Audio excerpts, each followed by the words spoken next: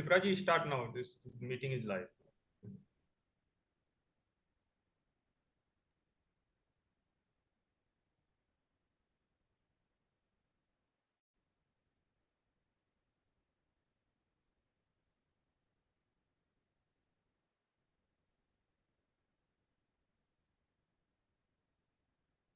Namaskar, good morning, everyone.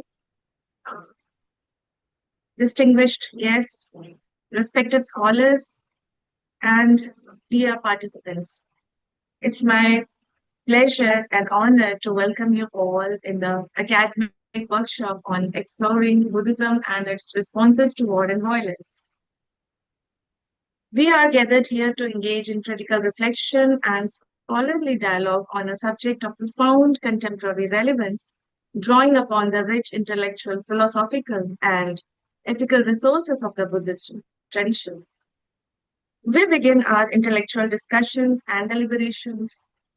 Uh, it is fitting that we first take a moment to center ourselves, both as individuals and as a collective community of learners and practitioners.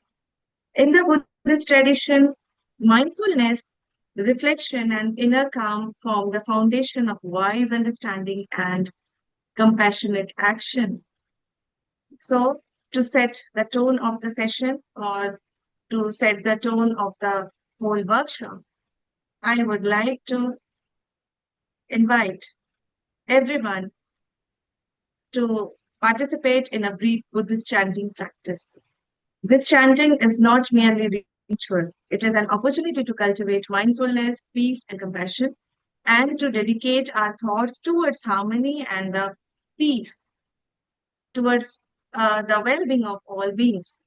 So, may I now request you all to switch on your cameras for at least inaugural session and, if possible, for the entire session. So, you may participate in whatever way you feel comfortable. You may chant along with the monastics, or simply listen attentively, or sit in silent reflection, whatever way you are comfortable. So let us take this moment to gently withdraw from distractions, steady our minds, and create a peaceful inner peace.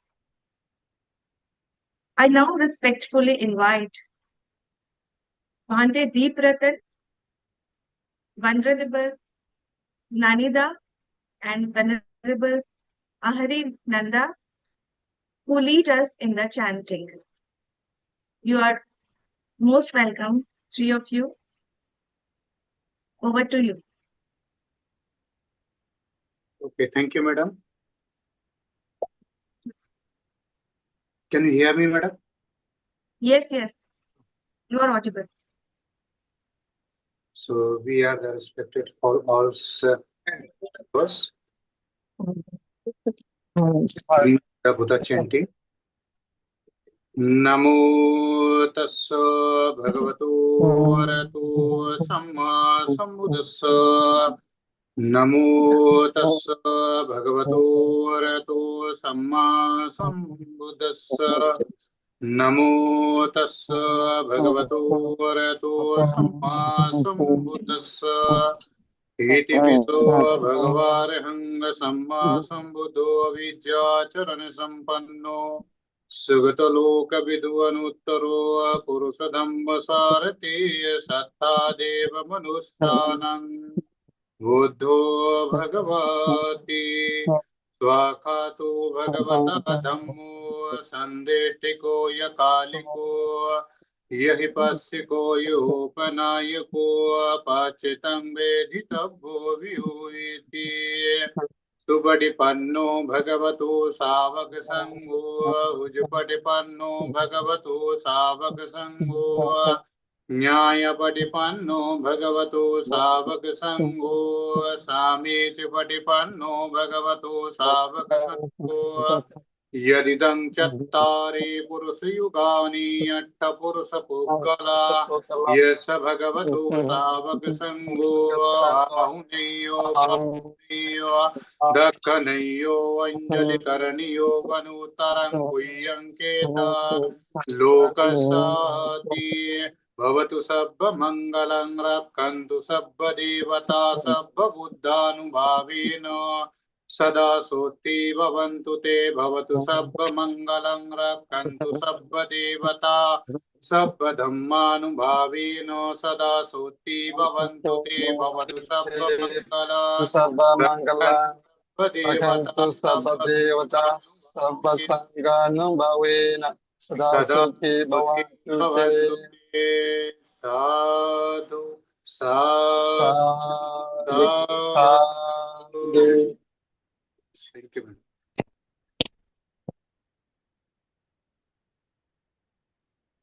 Thank you, respected monastics. Thank you so much. Let us now move forward with the formal program now. Today we take a profound and loud, ambitious subject to begin. So I would like to pose a simple yet fundamental question to start with. So now, what is India today and what was India in the era of Gautam Buddha? This is the simple question I'm posing. And India today is a confident, digital, and globally connected nation of more than 1.4 billion people.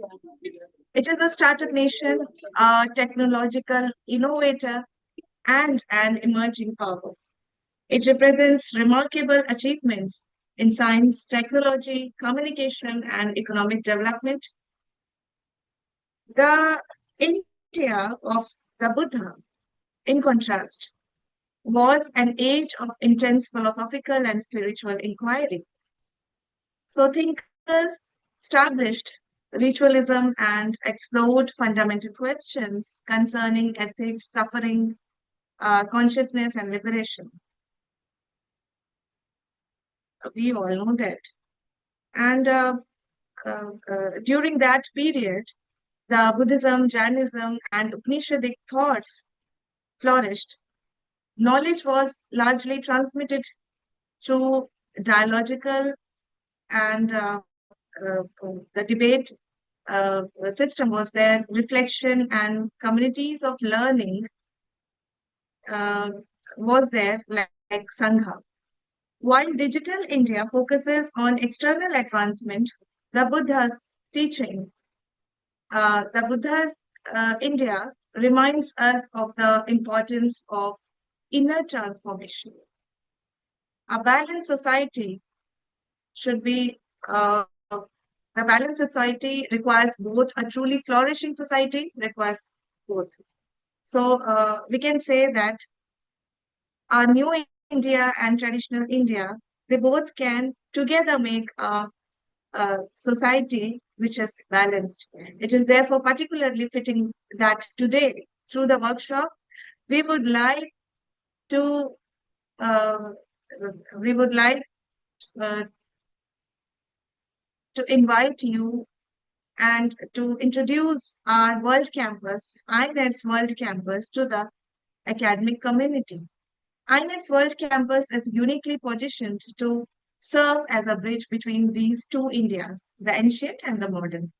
INADS World Campus is a digital education platform with a vision of integrating modern education to traditional knowledge to improve our understanding of fundamental knowledge.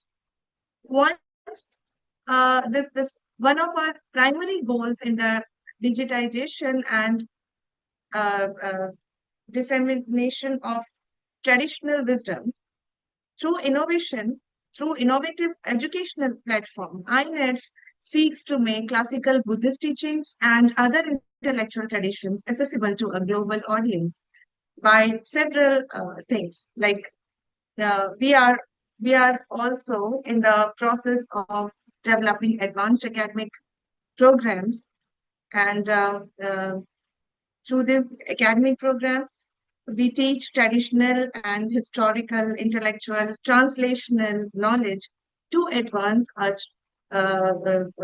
true knowledge. And it is going to explore every area of education. So, in the Buddha's time, the Sangha serves as community. Sangha was a community which dedicated to learning, ethical living, and mutual support. Likewise, IWC seeks to recreate the spirit in a digital form, like in the modern India. Uh, Building global learning networks, we host workshops, seminars, conferences, and scholarly discussion forums. And IWC is connecting scholars, practitioners, educators, and students across national and cultural boundaries. In doing so, we foster collective responsibility, intellectual exchange, and shared inquiry, bridging the gap between India and the modern India and the India of Buddha does not mean returning to the past. Rather, it means carrying forward timeless wisdom into a rapidly changing future. If digital India provides us with the tools to connect, the Buddha's India teaches us how to connect meaningfully, ethically, and responsibly. The essential bridge between these two worlds lies in a shared concern. So, in this mission, INADS World Campus can serve not only as an academic institution, but as a living bridge, where tradition meets technology, knowledge meets wisdom, and progress meets compassion. How should human beings live ethically in an increasingly uh, complex world? This is another question I'm posing. If ancient India explored the inner world of the mind and suffering, modern India explores the outer world of technology and progress. And our challenge and our opportunity is to bring these together, to guide technological advancement through the ethical depth and wisdom and compassion that traditions such as Buddhism, Jainism, and other Indian philosophical schools cultivated for centuries uh, have long offered. At IWC, we seek to offer educational systems that are both reliable and affordable, and students will be able to access knowledge, training, and uh, qualifications from anywhere in the world through initiatives such as um, our several academic programs like Cases Talk and Philosophy Cafe.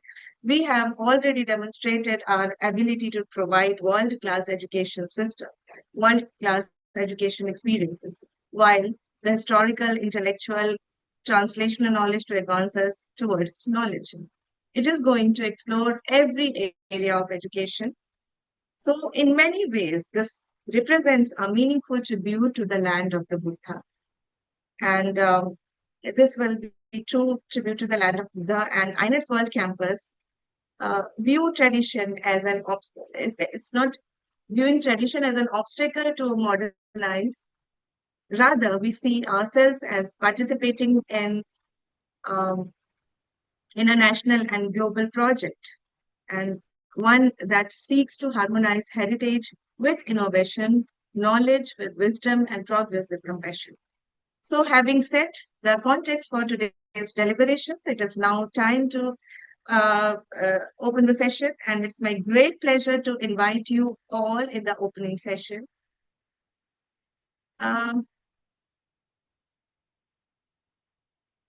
Our session chair is, I would like to invite our session chair, Professor A.K. Rai sir, who is former head of the Department of Philosophy and Religion, Banaras Hindu University, Varanasi. And our speaker hails from Varanasi too. Our keynote speaker is Professor Vimlendra Kumar sir, who is also from Banaras Hindu University, Department of Buddhist and Pali. And Varanasi, a city that has for centuries stood as a luminous center of knowledge, spirituality, and intellectual inquiry. This sacred landscape closely associated with the life and teachings of Gautam Buddha, particularly nearby Sarnath, where the Buddha delivered his first sermon, continues to inspire generations of scholars and seekers alike. we are equally privileged to have this session chaired by A.K. Rai sir and keynote speech by Bimlendra Kumar sir. So I would like to invite both of you on the virtual dais. Please welcome, sir.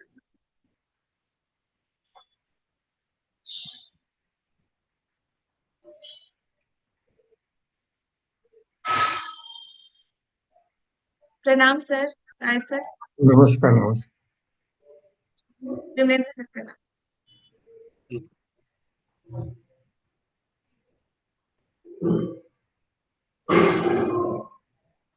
So, very good morning to Professor Arvind Kumar Rai, sir. I am very much glad to see you through online. So, before I start my speech, would you like to say something to the listeners and those who have joined? Mr. A.K. Rai, sir. Hello, what are you saying? Would you like to say something to the No, participants? you start. Okay. So thank you very much, and most respected Professor A.K. Rai, sir. Most respected all the venerable monks who have joined through online. Bhante Deep Ratan and other monks also who have joined. There are some professors, teachers, as well as research scholars, those who have joined on this our platform. So on behalf of this our INADS, I welcome you all, and it gives me immense pleasure to get associated with this inaugural session of this our 4-day Buddhist workshop on the subject exploring Buddhist philosophy towards the war and violence. Before I come to the main subject, there are some of the questions which have been raised by Dr. Sipra Dixit in the welcome address. And these questions are very much pertinent in the present time also, in the contemporary times, that how the thoughts and the ideas which were spoken by our Sanatan leaders, how they are more relevant in the present time also. We have to make comparison of all those ancient times with the contemporary times, that how these are relevant to the present time.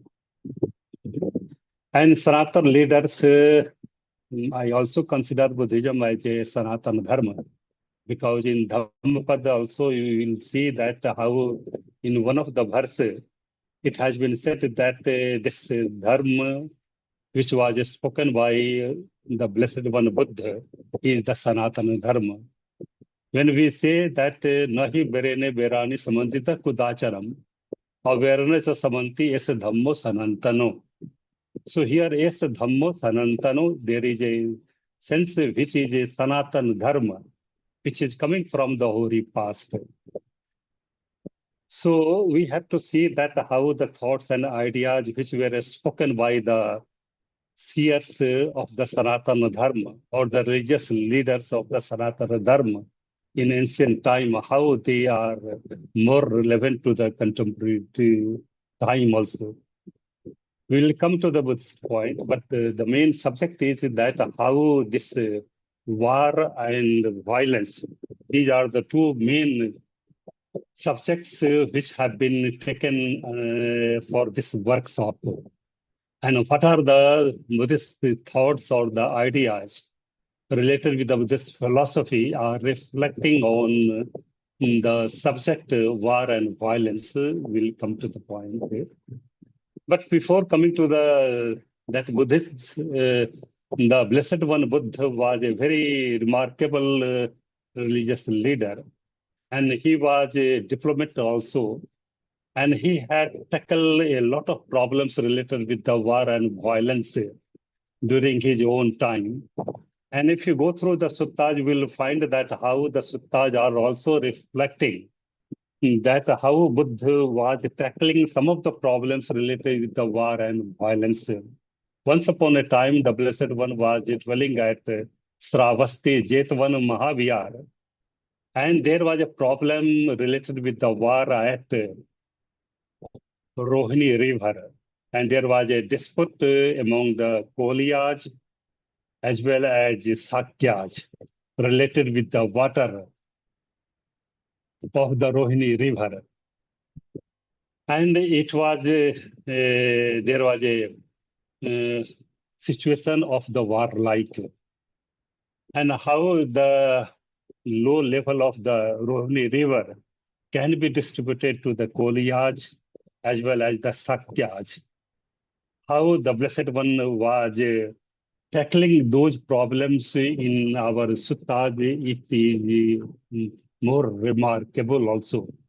And there is a story that how Buddha approaches to the Rohini River, which was the border area of Kapilvastu. And there were the people from the Sakyas as well as the Koliyas who were quarreling there. And this is the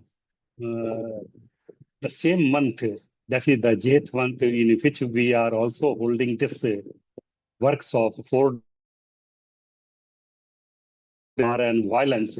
This is more remarkable that this workshop is also being conducted in the very same month in which the war occurred at at Rohini River among the Koliyas as well as Sakyas also. And this is the Jyeshtha Purnima, which is likely to come in this month.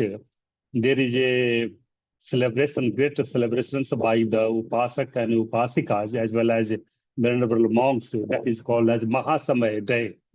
That how the problem related with the Sakyas and Koliyas at the Rohini River were tackled down by the Blessed One Buddha. So this Mahasamaya Day is likely to come in this month on the great Purnima Day. So we'll discuss about all these things, that what were the teachings related with the Jatakas, which were preached by the Blessed One to the people. And Blessed One asked all of the people of the Sakyas and the Koliyas that what is important, whether water is important or humanity is manvata, that is the humanism is important. Then all the people of the Sakyas and Koliyas uttered that humanity, manvata or humanism is more important than the water. And the teachings were uttered by the Blessed One related with the Jatakas.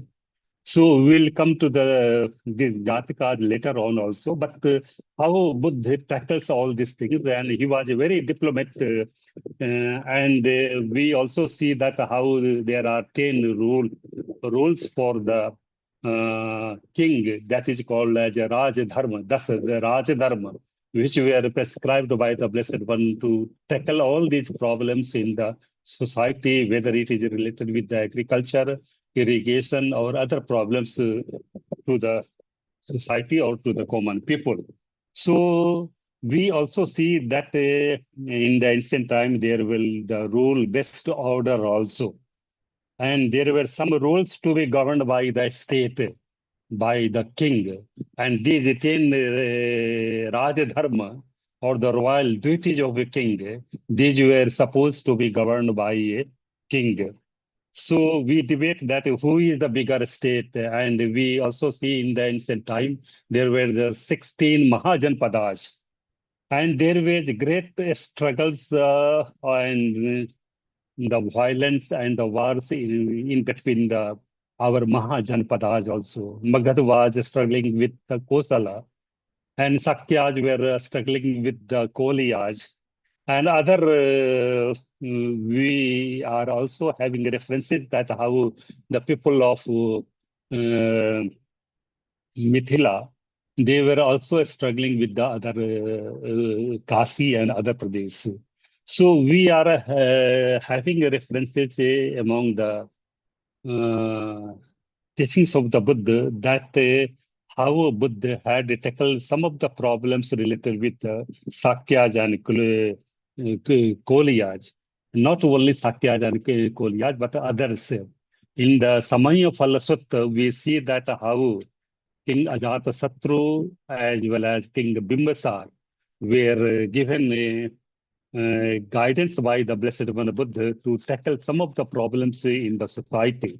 So we see that there were some of the strategic roles which were prescribed by the Blessed One Buddha.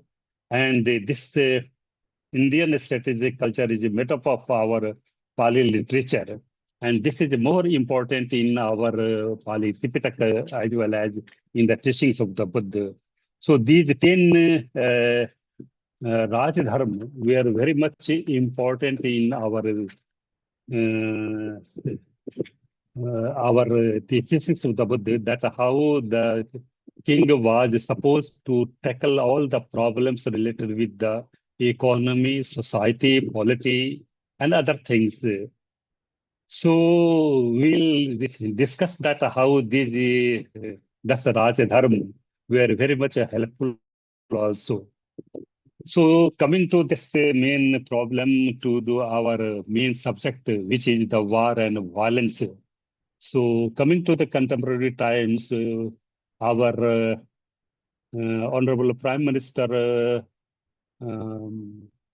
Narendra Modi ji always says that we have given the Buddha, who is the symbolism of peace and prosperity, but not the Juddha. So many times he has discussed this, our Buddha, that how Buddha has been designated as a symbol of peace and prosperity. And India is proud enough to quote the teachings of the Buddha, always that how India believes not in Juddha, but in Buddha.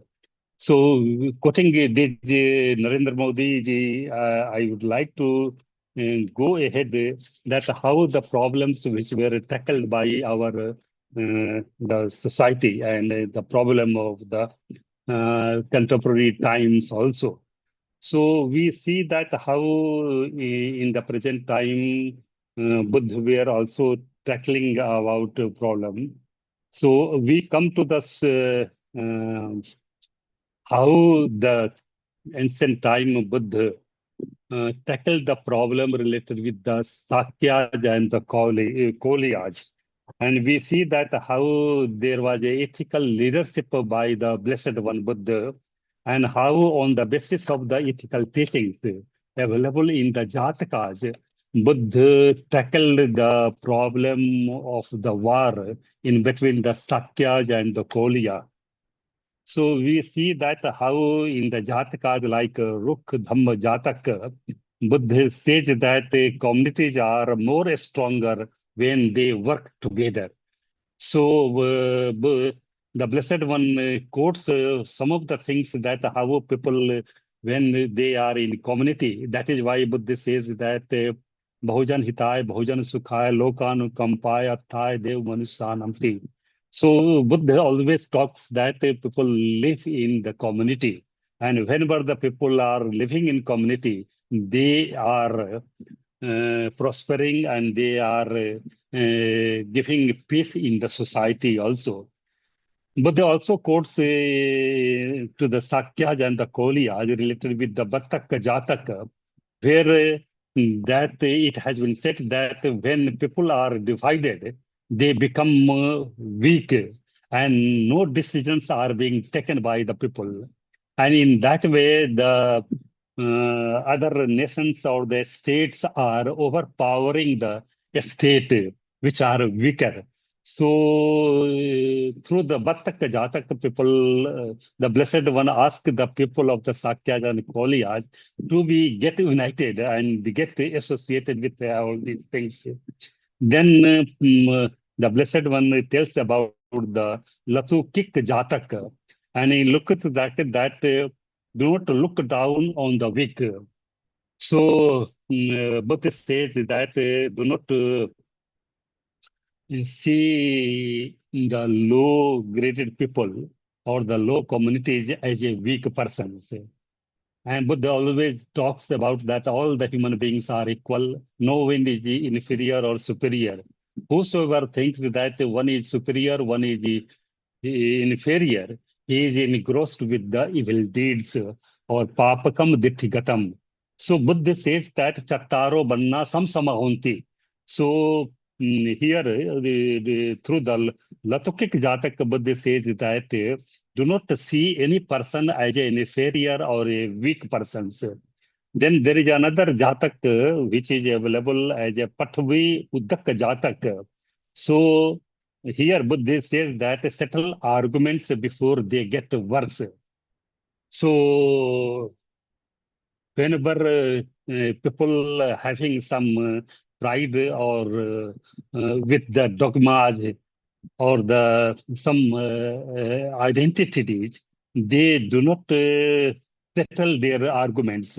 So through this Patvi Udak Jatak, the Blessed One asked the people to settle their arguments through the communications or through the dialogue. We'll come to the dialogue also, that how dialogue and communication is more important to settle the war as well as violence also. Then there is another Jataka, Fandana Jataka, which says that fights help foes from outside. So whenever the people or the communities are fighting with each other, then other community are also controlling the weak persons. So this Khandana Jatak says that do not make a fighting among ourselves. There is another Jatak which says that Ath Dand Sut of the Sut Nipat, which say that how the way of tranquility is to control ourselves. So how we have to control our tranquility, this has been said. So these were the teachings which were uttered by the Blessed One Buddha to the Sakyas and the Koliyas, and how Buddha were very much a diplomat in tackling all these problems, and how the people of the Sakyas and the Koliyas were get united in one, and the Rohini dispute which was occurring a war, and how it was settled non-violently. So this is one of the example of the this. And in the Dhammapada also, what I have uttered, that hatred is not seized by the hatred, but hatred is seized by the friendship. Nahi berene berani samadita kudachanam, awareness samanti es dhammo sanantano. This is the Sanatana Dharma, which is coming from our. So coming to the main aspect, that which are the main causes which are creating the problems related to the war and the violence. What are these things which are creating our main problem in the society? We will discuss in a very brief manner, and so that we will come to the, and how the teachings of the Buddha available in Tipitaka, especially Sutta Pitaka and Vinay Pitaka, how Buddha says about the that what are the main causes of the war and violence, we'll see in our text.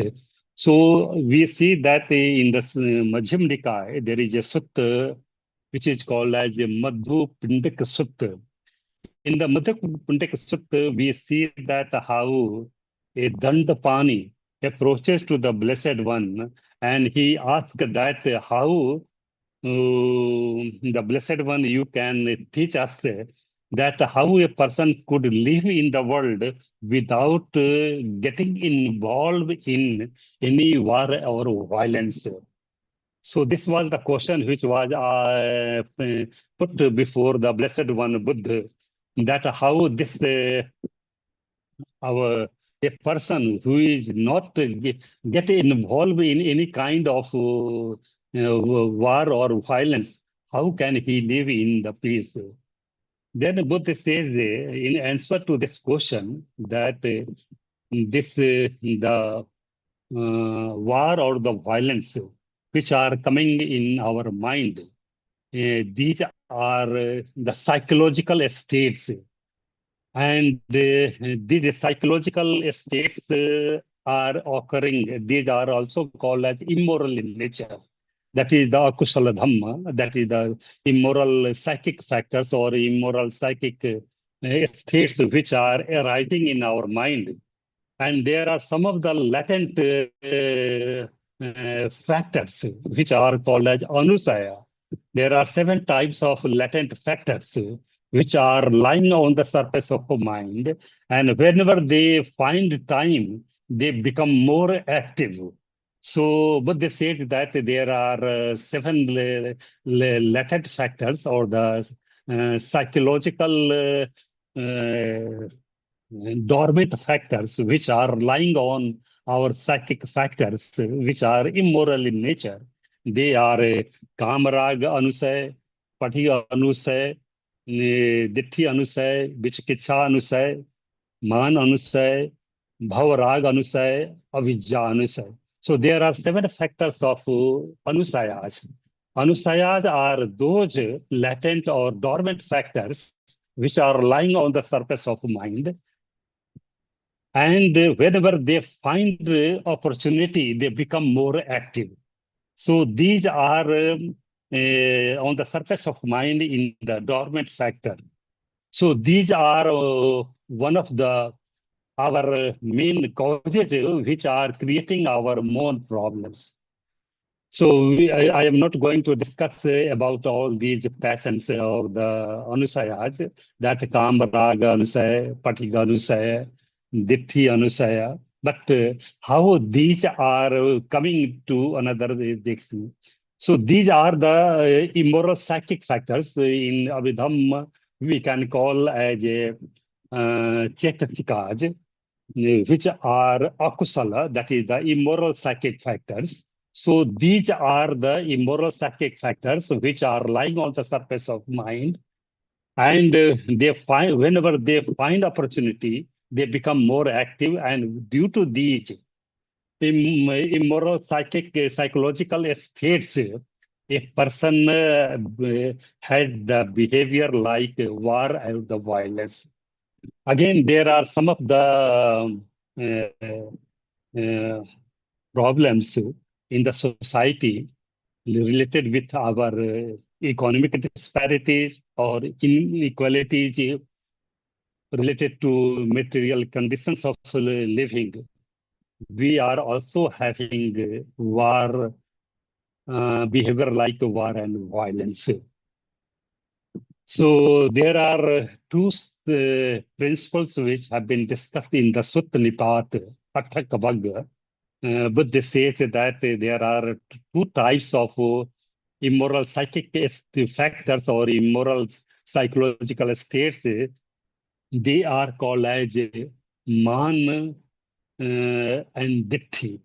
So these are the 2 immoral psychic states. So man and ditti will come, and due to the man and the ditti, we are having the problems related with the religious identities as well as dogmatic problems. So whenever we are talking about the religious identities, due to this, we are also having the war. During the time of the Buddha, we are also having the religious thinkers. And there were some of the struggles or the wars in the thoughts of our religious leaders during the ancient time also. So Buddha says that what is the main purpose of the religious identities? So Buddha in the Atthakavagga of the Sutripat says that it is due to our man. So man is the pride. Say yo ham asmimti mano, that I am the superior one. No one is equal than me. Everyone is inferior. There are 3 aspects related with the man. That I am the superior one. No one is equal than me. And everyone is inferior. In this way, the man creates the religious identity. And we are having the problems in the contemporary times related with our religious leaders also, due to this man also. And there is another that is called as a Ditti. Ditti in Sanskrit, it is called as Drishti. It is the false views. So here in the text Dhammasangani, Ditti has been explained as the not knowing the Four Noble Truth, not knowing the law of dependent origination, not knowing the past existence, present existence, and the future existence. So not knowing all the Four Noble Truths, this is called as false views. But here in the technical sense, Ditti is there are four types of ditthis which have been discussed in our the text. So ditti is related with the religious, our dogmas. That what I say, this is the correct one, or this is the right one. Others are saying that is the wrong one. So in that way, this ditti appears in that. And in Brahmajala Sutta, we are having 62 types of Michha Ditti. That is the false which have been discussed in the first Sutta of the Nikaya. That is the Brahmajala Sutta.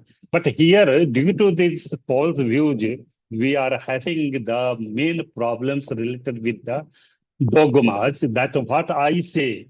And whenever religious leaders or the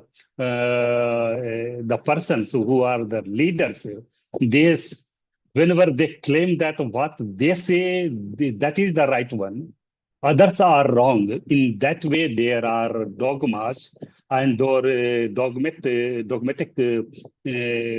conflict related with the war and violence are coming to these problems. So in the Atak Bhagav Sutta we are having, and there is a Magandiya Sutta, which discusses about all these things in a very detailed manner.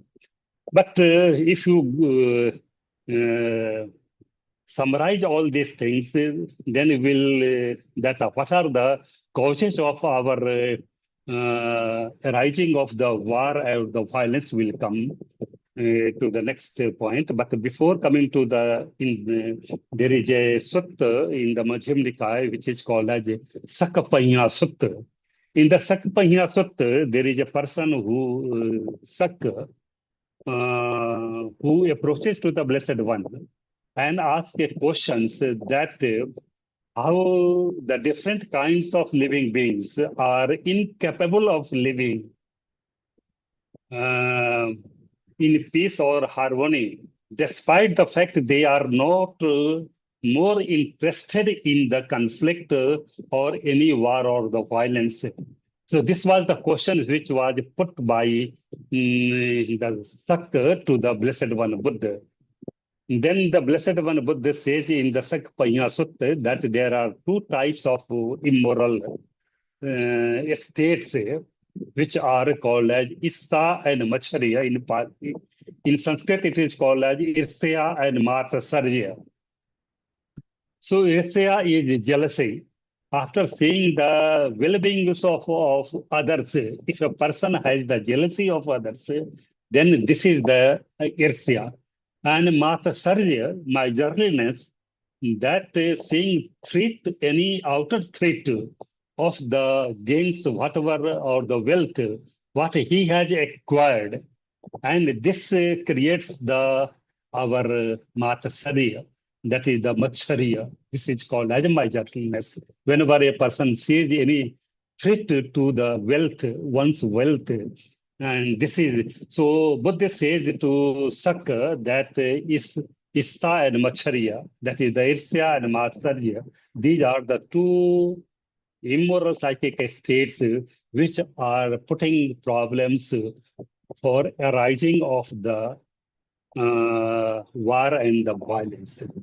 Now, Buddha has classified, if you go through all the suttas of the Sutta Pitaka as well as Vinay Pitaka, we find that there are four classes which have been discussing about the arising of our war and violence. What are the causes of our war and violence? First of all, has been said akusala mula. So there are three immoral roads, namely lobha, dosa, moha. That is the greediness, antipathy, and ignorance. These are the three immoral psychic states which are putting a problem for arising our war and violence. So this akusal mool, these have been discussed, and in all the suttas, if you go through the Samaya Phala Sutta, Brahmajala Sutta, Amatta Sutta, Buddha discusses about that how through observing the Panchasil, Dasasil, Atasil, a person can get a state of eternal bliss or nirvana. So this loha dosa moha can be uprooted by the following the Panchasil, Dasasil, or Atasil. There is another group of immoral psychic states which are called as asavas. That is the intoxicants. In the Majjhima Nikaya, second sutta is called as Sabbasava Sutta. And in Sabbasava Sutta, there are 4 types of intoxicants which are creating immoral psychic states for the war and violence. They are known as Kamasav, Bhavasav, Ditthyasav, and Avijjasav. So there are 4 types of intoxicants. These are creating or arising problems in the on the surface of the mind related to our war and the violence. And in the Sabbasava Sutta, Buddha also has given the 7 types of method for uprooting the 4 types of asavas, namely Kamasav, Bhavasav, Ditthyasav, and Avijjasav. That is the intoxicants. And there is a third group of immoral psychic states which is called as anusayas.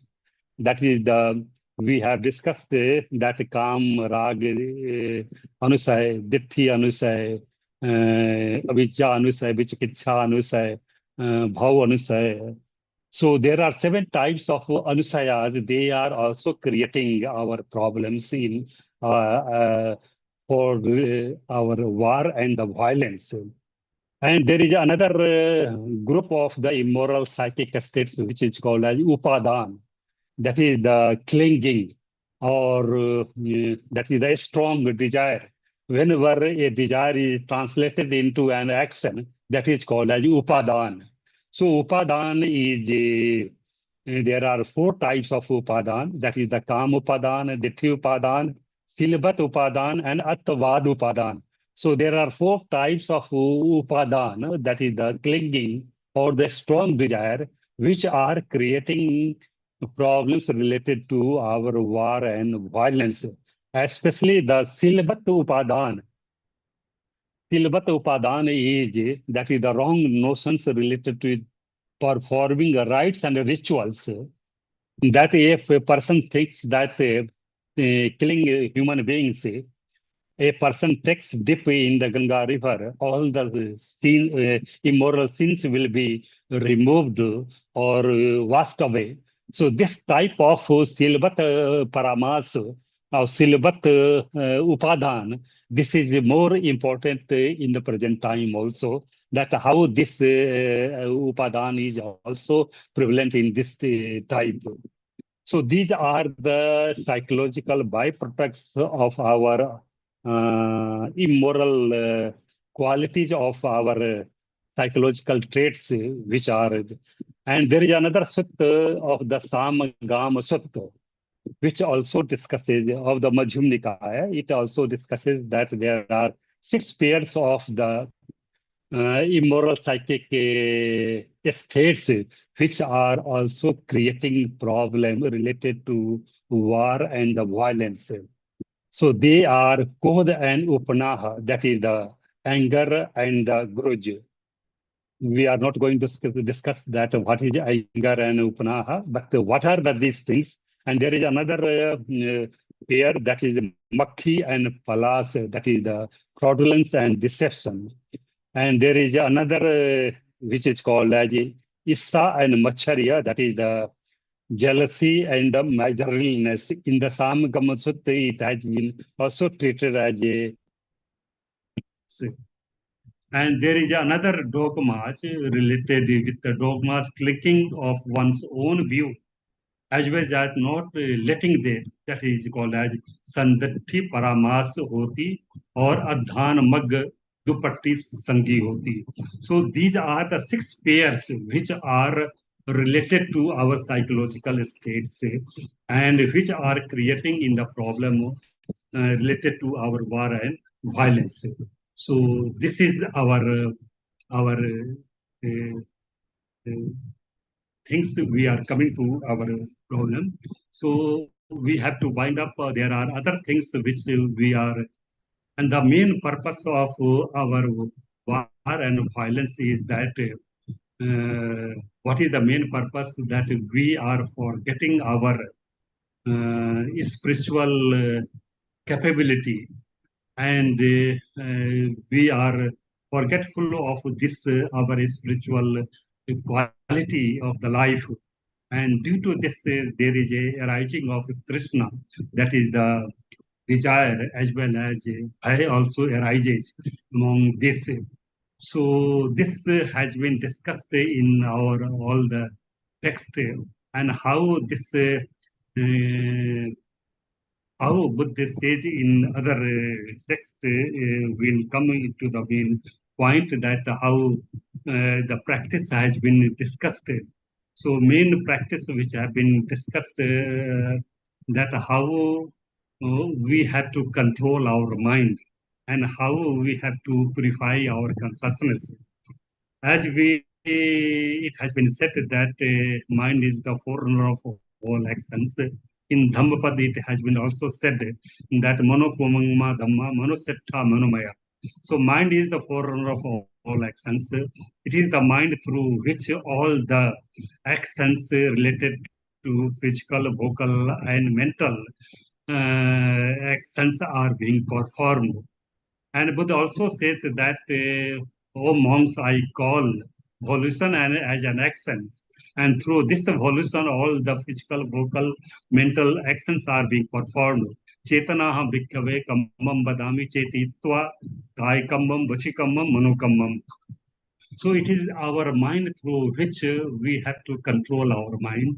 And for this, there are 7 stages of purifications which have been discussed in the Rath Vinita Sutta of Majjhima Nikaya, in which there is a Sila Visuddhi, Chit Visuddhi, Ditti Visuddhi, Kanka Vitarna Visuddhi, Mag Visuddhi, Patipada Yana Darshan Visuddhi, Yan Darshan Visuddhi. So there are 7 stages of purifications which have been discussed in the Rath Vinita Sutta, how we can control our mind.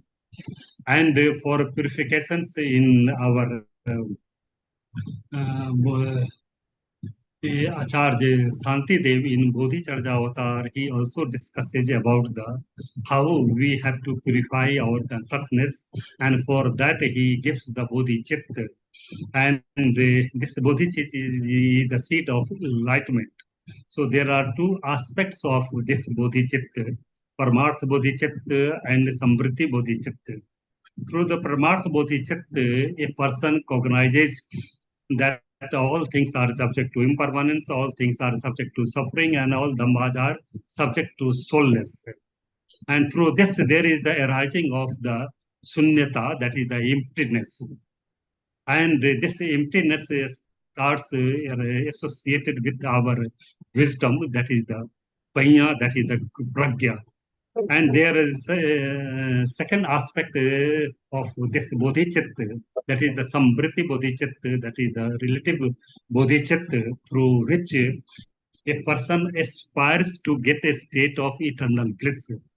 And through this, if a yogavachar or a person tries to get a state of eternal bliss. So there are 2 aspects, Paramartha bodhicitta as well as Samvriti bodhicitta. Both are interdependent in each other. Sunyata cannot be attained without the pragya, and this sunyata cannot be achieved through the karna, without the karna. So both are interdependent with each other, and through this there are 10 stages of purifications. In Das Bhumika Sutta, we are also having 10 stages of purifications in our text. And in the related with the war and violence, Buddha also says in Mahaparinibbana Sutta that how Satta Aparihaniya Dhamma, that is the non-malevolent states. So Buddha praises the Bajjiyans that as long as the Bajjiyans are following the seven non-malevolent states, no state can overpower the Bajjians. And if you go through the seven states of non-maleficent states of Satta Parihaniya Dhamma of Mahaparinibbana Sutta, which was preached by the Blessed One, we see that how people can assemble together. And whenever they are assembling together, they can solve their problems by creating the solutions. And how the elders can be respected, and how the women rights can be protected, and the safety can be protected to the women. Okay, Bimlendu ji, your time is now Okay, just over. So you just wind up. within, You within wind up. 1 minute, I am going to. So Oh, this you wind up. so within this Buddha also says that for this pramad is the main cause of arising of the war and violence. Because of war, because of pamad, there is the arising of the war, that is the juddha. So we have to control our pamad. That is why in the Dhammapada, Buddha also says that apamado amatam padam pamado machno padam. This pamad leads towards the end. So apramada, so Buddha talks about the apramada, and even in the second eightfold path, the constituent of the eightfold path, that is the Nekham Sankappo, Abhyapat Sankappo, and Avihinsa Sankappo. So there are three types of strong determinations. So here the third way is called as Avihinsa Sankappo, right determinations to the Avihinsa, that is the compassion. So Avihinsa is absence of the our violence. So Buddha talks about all of these things, and I have to say other things also, but I think that there will be some more time. So my time is come. So with these points, I am very much thankful to the organizing committee and the members of all the our this INADS World Campus as well as Kuruom School for giving me an opportunity to put my views before this our inaugural sessions. So thank you very much.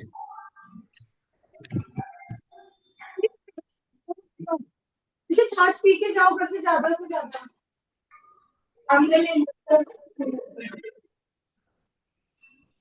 Thank you so much, sir. And Okay. you have given a brilliant introduction, and you have already set the tone of our workshop. And I request Akira sir to give some comments and feedbacks. So respected scholars, students, and organizing committee, and those who are connected with online or offline. Friends, you must accept that he has a comprehensive knowledge of Pali literature, and that is why he delivered a very good lecture. Now, I will just mention 3 points in his lecture that is notable. First is that is Dhammo Sanantanam. Yes, it is a eternal religion. What does it mean? Not like Hinduism, that it is a flowing continuously. Because when we say in Hinduism, one of the meaning of Sanatan is that it is a continuing, it is a flowing, it is a Sanatan. It is a flow like the water of the Ganges.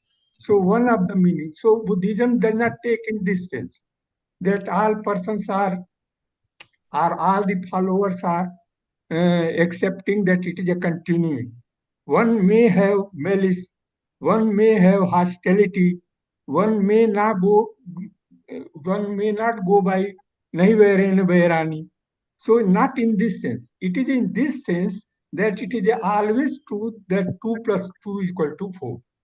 If you want to eradicate enmity, then you have to opt for the non-violence. There is no other way. So in this sense, it is eternal. It was true in the times of Buddha. It is true in the times present time, and it will be true in the future. So in this sense, this equation is always true, and in this sense, it is a Sanatana. So it is a very right to understand the difference between Hinduism and the second is that one point I will mention that Dr. Ambedkar has taken the conflict between Kulia and Sakya was the cause of renunciation of the world by the Buddha. It was not the he saw the old man, he saw a diseased man, he saw a dead. That was not the cause of his Buddha renunciation.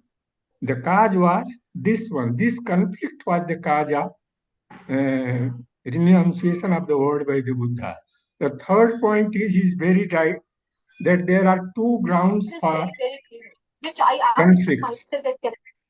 One is man, ahankar, I am, I should be, no other person will be there. So this is called the man. And the second is the love, greed. These two are the main causes of the conflicts, and he highlighted it. These two are the main causes of the conflict, and that is why so much violence, so much wars are going on. There is a story in the Upanishads also that Devas and Asuras approaches Prajapati, and he requested him to teach them. He gave them only one word, that is a do. Do. For the human beings, understood by the that he is saying that we should perform charity because man is greed. Man is a person man is a being who has much greed for anything, low. So they should give up the low. They should perform the charity, dan.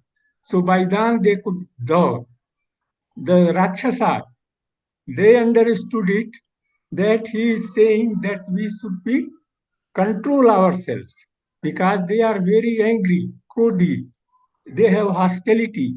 So they have understood in this way. Then the Devas understood in the way that we should control our sense organs. So these ideas are also in the Upanishads, and these are considered that ego, you see, the ego is the main cause. And ego is the main cause, and the greed is the main cause. My lesson will be more stronger, more powerful than other states. So these are the main cause. There are many points in the lectures of the Vimalenduji you have all heard, but I have highlighted these 3 points. With these words, I complete my comments. Thank you all. Thank you, Rai sir. And thank you, Vimlendra sir, for this wonderful keynote speech. And you explained very well how the problem began at the Rohini River, and it has been addressed. You have addressed types of intoxicants which are related to war and violence, and how Buddhism is taken in other texts that how we have to control and purify our minds, and many things you have already mentioned. So thank you so much. Thank you very much. Now Thank this you very much. session is going Thank to you very end. much, As. Thank you, sir. And you may please write your question, all of you, which will be discussed in the end of the day. So due to the lack of time, we cannot take all of them. You may send your questions in the WhatsApp group, Buddhism group, and it will be discussed in the end of the day. And this wonderful session ends at this point. We will meet after 10 minutes, a short break. Stay connected. Okay. Thank you. Thank you, sir. Thank you. See you again. Okay. और कैसे हैं Thank you, विमल? जी. हाँ, सब ठीक ठाक है sir. ठीक है. Thank you.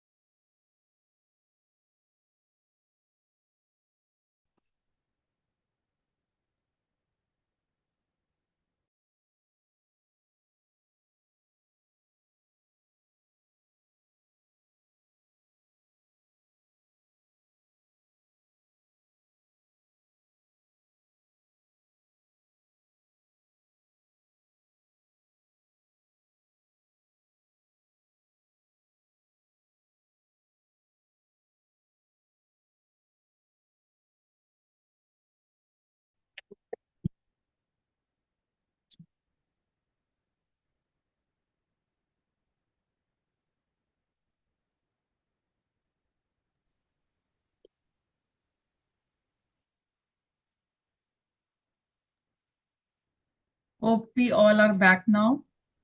Shipra ji. Yeah. Aparna ji, you may moderate the session. I request you to moderate. Thank you. Thank you so much. And I hope all our participants are here. I request all the participants to kindly switch on the cameras so that we can proceed with the next session.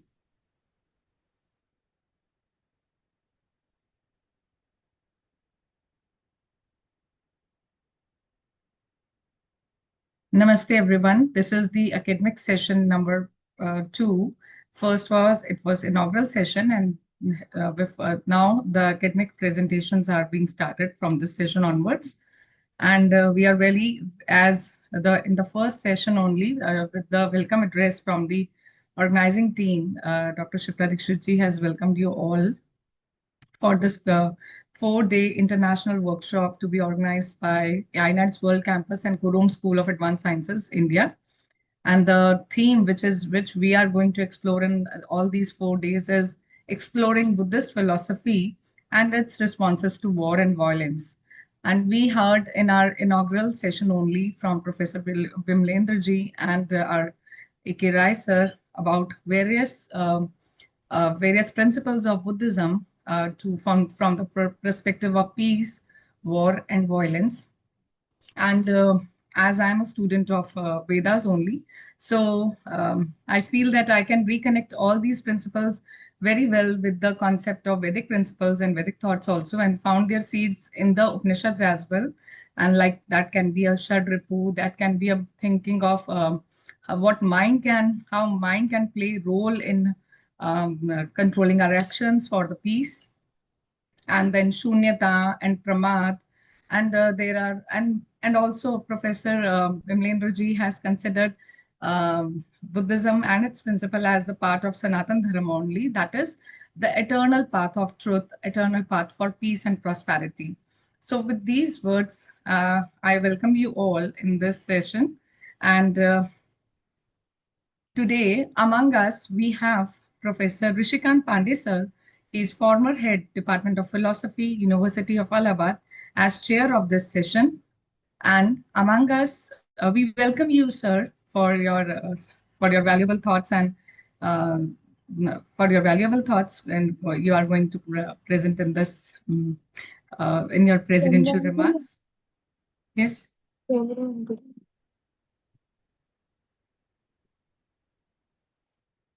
I request all the participants to keep their mics on mute. I hope Professor Rishikant Pandey sir is here. Yes, I am present. Okay, sir. Okay, thank you, sir. Now I request our 2 speakers of this session are Dr. Pallavi Mukherjee ji. She is Assistant Professor, Department of Buddhist Studies, Subharti University, Meerut, and she's going to speak about breath awareness. And the other speaker among us is Dr. Renu ji she is Assistant Professor, Zakir Hussain, Delhi University College, and she will be speaking on basic concepts of Dham, Sang, and Nirvana, life and enlightenment of the Buddha. And then the session will be followed by discussion and QA. And I welcome both the speakers of this session. And now I request our chair to take this session forward. Thank you, Dr. Aparna Dhirji. I'm thankful to organizing committee, especially Director Professor Balram Singh Sir, Dr. Shipra Dikshit, Dr. Alok Dwivedi, and many others who have given this opportunity to chair this session. As you have already mentioned, there are 2 speakers in this session. The first one is Dr. Pallavi Mukherjee, and next one is Dr. Renu Singh ji. Now I request Dr. Pallavi Mukherjee to present her paper. The time limit is 45 minutes, and after presentation of both papers, 20 minutes are for discussion. So now I request Dr. Pallavi, kindly present your paper. Thank you, sir. Most respected chair, sir. And I am thankful to the organizing committee and especially Shipra ma'am. As per ma'am stated that with my topic is breathe awareness. I hope the PPT is visible. Yes, yes. Yeah. So, ma'am mentioned that 25 minutes, I think the time was there. So, 15 minutes I'm going to discuss and 10 minutes for the practice of meditation as ma'am has stated me. So, first I would like to mention that what is breath awareness. So, breathe awareness is and like to hear also mention that Professor Vimalendra sir very rightly stated that Gautama the Buddha never mentioned that he started a new religion. He was done it to make it easy access to all, where Vedas were specifically for elite class and Sanskrit literature. He gave all the preaching in local Pali and Magdi language he preached. That is why even with the request of... Sorry to interrupt you. Kindly do it full screen because your whole desktop is visible. Slideshow. Yeah, slideshow.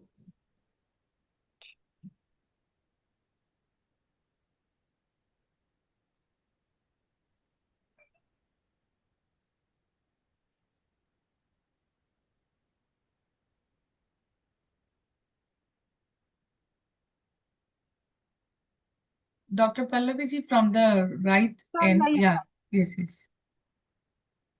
Yeah, click that one. Yeah, now it's, yeah, please. Now it's perfect. So, just a minute.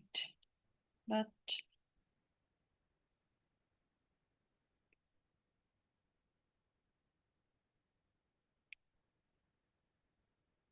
it is again goes.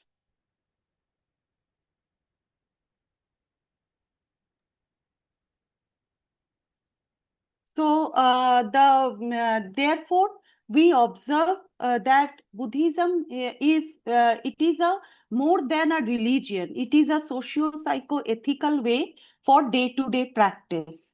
And breath awareness is a foundational meditation practice in many contemplative traditions, especially in Buddhism also. It refers to maintaining mindful attention on the natural process of breathing. So, in Pali tradition, it is closely related with anapanasati, mindfulness of inhalation and exhalation. Therefore, breath awareness can be mentioned as the breathing technique, observing the breath exactly as it is without trying to control or force on it. So the practitioner simply notice the inhalation and exhalation, the rhythm of breathing in the practice. They can understand the sensation of air entering and leaving the body with the movement of abdomen or chest. Because when we are getting angry or excited or any kind of happiness, any kind of excitement sensation is there, our breathing is going with the flow. Therefore, breath awareness technique or the technique of mindfulness is try to establish awareness over our breath, how we are doing breathe in and breathe out in that each and every moment with our thought process. It is so that we can understand which situation, how we are reacting. Therefore, which is very much needed to understand present day where we are moving with a very fast-paced technological advancement with several anxiety, depression, and other issues, emotional issues, whether it is work-related, whether it is our surrounding circumstances, or our globalized effect. Therefore, it is very much need for present day to understand and establish in the disturbed situation of war and other disturbances in not only in our personal life with our surroundings, as well as how we can establish inner peace. So this practice can develop awareness, that is the mindfulness. It will help to enhance concentration to our work or concentration on our daily activities with mindful work in each and every moment. It will establish emotional balance through maintain inner calm as the present of our self-awareness, because mindful practice help us to go with the flow of when we innerly, if we are insight meditation, several like vipassana, tranquility, insight meditation, samatha bhavana, several meditation practices are there. So when we are innerly, we are calm and quiet, and we can walk with a balanced, emotionally balanced personality, we will walk in a detachment mode, where we are not going to affect with the flow, which is very needed, because now psychological counseling shows panic attack, anxiety attacks, stress related attacks are more getting into not only with young people, also teenager, children, small kids, they are also affecting. Whole the society is affecting due to this first phase war. So breath awareness in Buddhism, when we observe, it is showing the consider of most effective methods to cultivate samadhi, samma samadhi, to enhance with the samma sati, mindfulness, and which will help us to understand the basic wisdom or pragya or panya. Where panya arise, the ignorance or avidya will be removed, and we will understand the consequences. Then only we can get detached with all over the negative emotions or negative thought. Though as a lay people or as a human being, our societal problem or globalized problem can affect us, but how to deal mindfully with awareness, much more understand, and we will act according to that. Therefore, Gautama the Buddha always explained on jhana practice, especially this anapanasati, where mindfulness of breathing is presented as direct path toward mental purification and insight meditation. So now we are going to understand the difference between mindfulness and breath awareness. Though mindfulness or breath awareness, both are very closely related, but they are not as equally same. Breath awareness is specific method which is used to develop the inner awareness or mindful practice. So mindfulness means it is the broad state of attentiveness, attentive awareness toward present experience, when we, through our all the emotional experience, we are getting aware about the situation. Breath awareness is the specific meditation technique which is going to focus on our breathing, that how we are, whether we are trying to control, whether we are forcing to control, whether how we are reacting with the particular situation. So object of meditation, definitely when we are doing, whether it is mindfulness, samatha bhavana, or tranquility, vipassana, energy healing, any kind of meditation, we normally sit in a calm and quiet place, try to close our eyes and doing the meditation with some object. For mindfulness, object can be include our body, our thoughts, feelings, sounds, emotions, actions, anything. Breathe awareness is specifically observing our inhalation and exhalation of breath, that in particular moment how our breathing sensation is getting changed. Therefore, if we go talking about scope of mindfulness meditation, it has a wide and comprehensive aspect where breath awareness is particularly focused as on the breathing sensation. So Pali term of mindfulness is sati. It is Sanskrit sriti, that is the memory or mindfulness. Frequently it is used in the sense of mindfulness or attentiveness, which we are getting several suttas, Pali suttas of Anguttar Nikaya and Digha Nikaya Satipatthana, Mahasatipatthana Sutta, we are getting on the Satipatthana Sutta. So Anapanasati, Sanskrit it is Pranapana, mindfulness on breathing in and breathing out, that is Ana Yukta Apana. So means it is how we are, whatever we are doing in our breathe in and breathe out exercise with complete awareness. That is the breathe awareness practice according to the Satipatthana Sutta of Anapanasati. Now, practice context of mindfulness can be practiced daily activities, with our daily activities during like walking meditation, mindfulness is there, sleeping mindfulness is there, eating mindfulness is there, and several other mindful practice are there. What that means?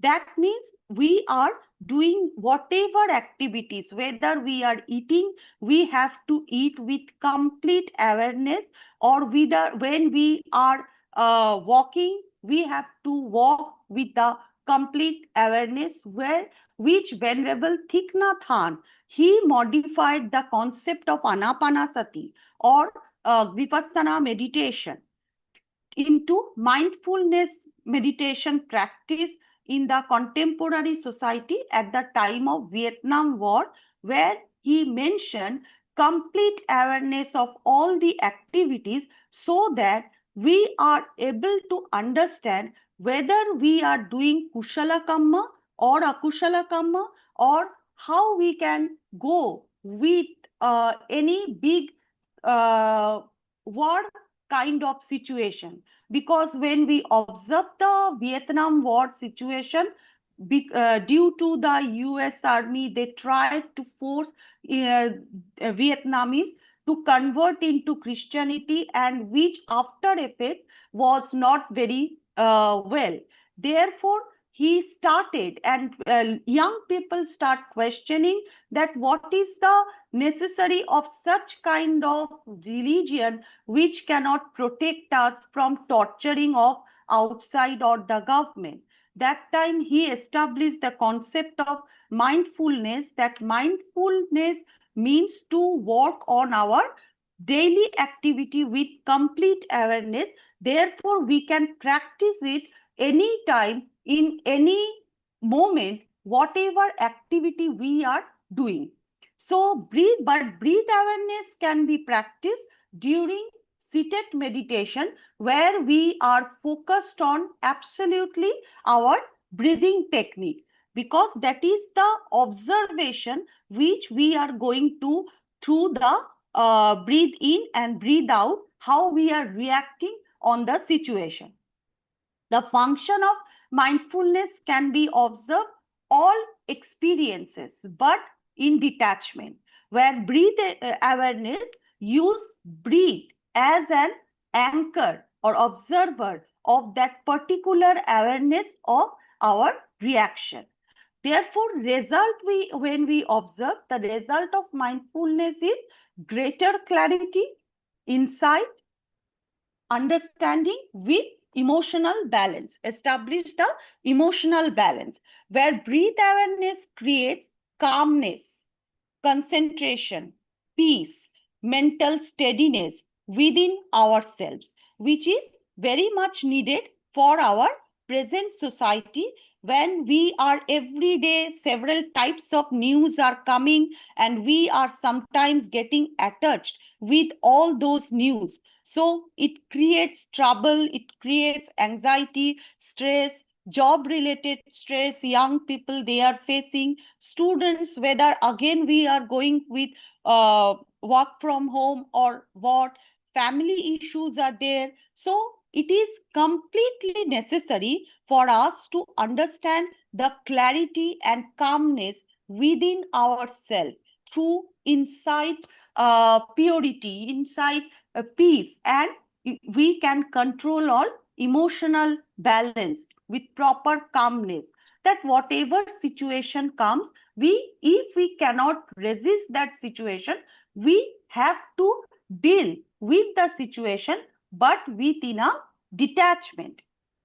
Therefore, Buddhism is mentioning about relationship between these two methods of breath awareness as well as mindful practice. So, breath awareness is often the starting point for mindfulness practice.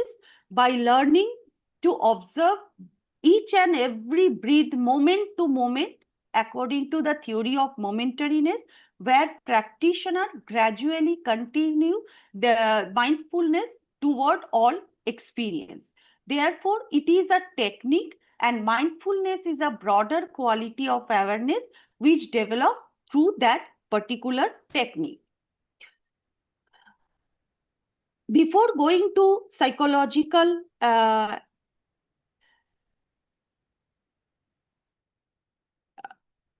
assumption, like to mention that Buddhism is, as already Vimalendra sir discussed, that mindfulness mention the awareness of kayanupassana, that is bodily function of impurities, meditation on impurities of body function, impurities of body, vedananupassana, that is on feeling, impermanence on sensation or feeling, chittanupassana, mindfulness on our consciousness, and dhammanupassana, that is mental phenomenon or mind object.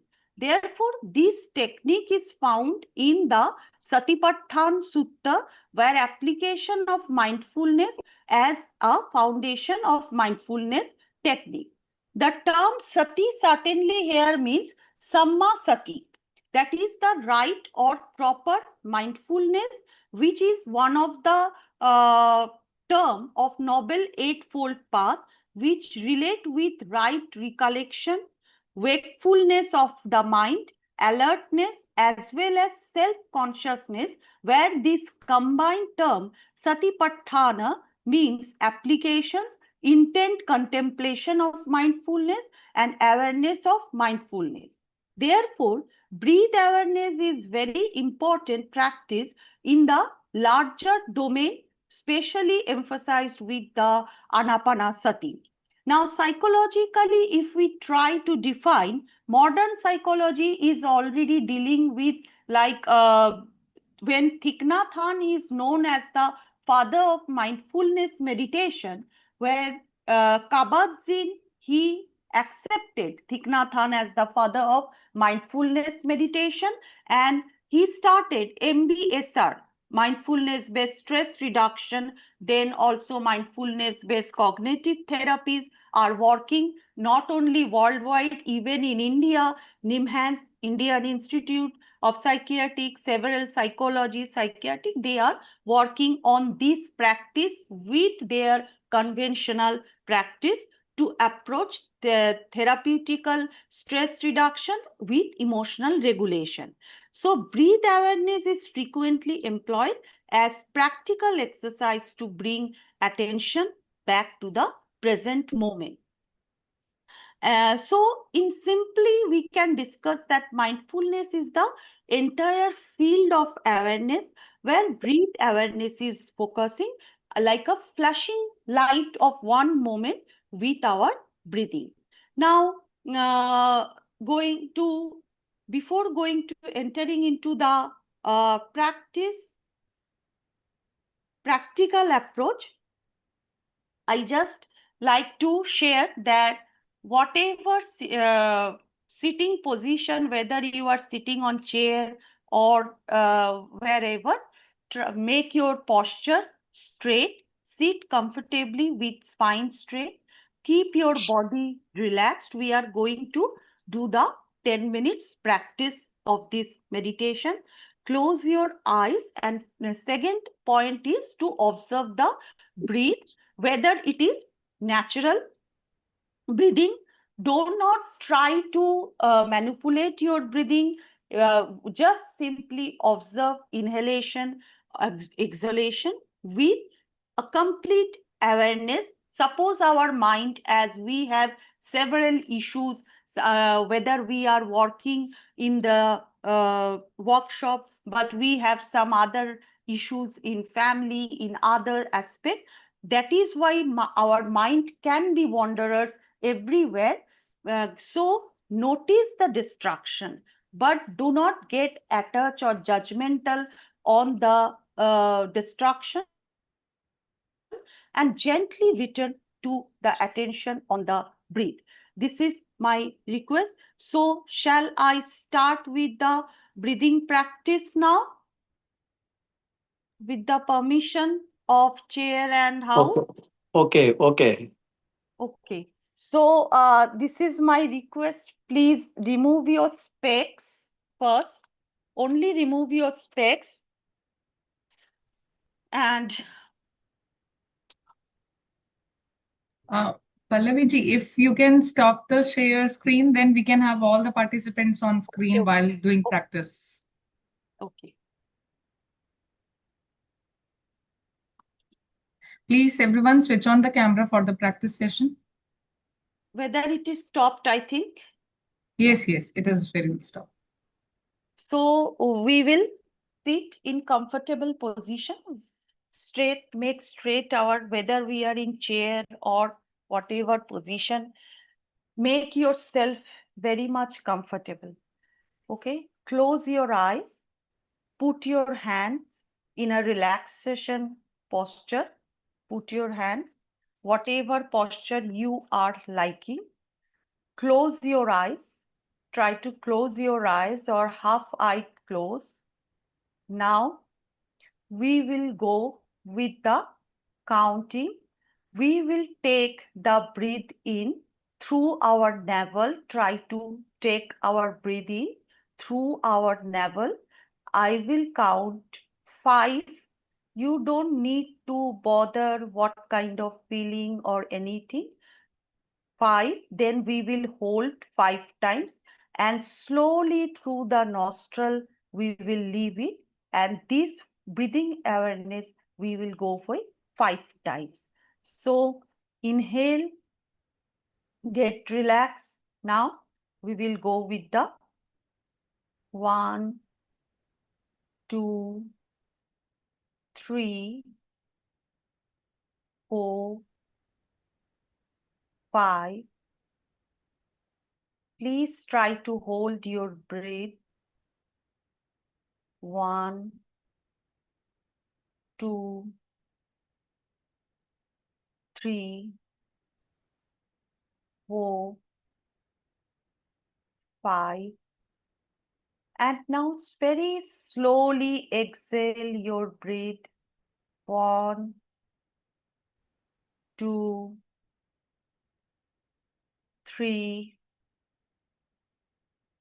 4, 5, 6, 7, 8. Relax. We can go with Om chanting also. Om.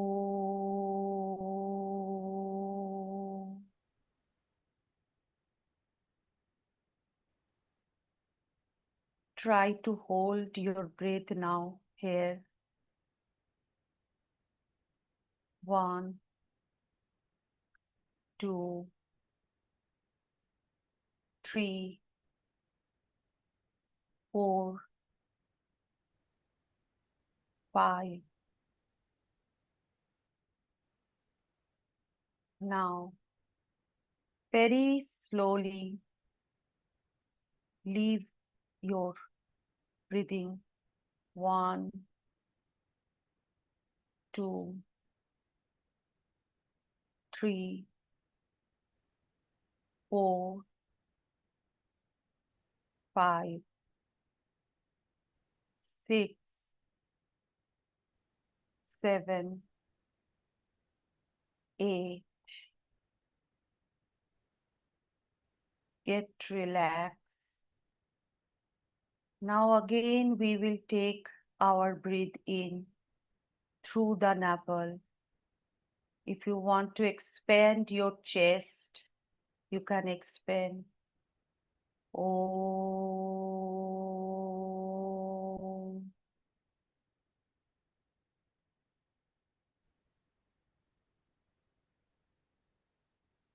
Try to hold here. 1, 2, 3, 4, 5. Again, slowly we will exhale the breath. 1, 2, 3, 4, 5, 6, 7, 8. Get relaxed. Now again, twice we will do the practice. Again, 5, I am counting. We will take the breath. 1, 2, 3, 4, 5. Please hold your breath here. 1, 2, 3, 4, 5. Now slowly again leave your breath. 1, 2, 3, 4, 5, 6, 7, 8, 9. Last time we will go with the breathing exercise. 5 count. 1, 2, 3, 4, 5. Now again we will go to hold and feel any bodily sensation you are feeling, any kind of pain or feeling relaxation or happiness, any negative emotions is coming. Do not get attached with those emotions. Simply flow the emotion. Try to calm your whole body.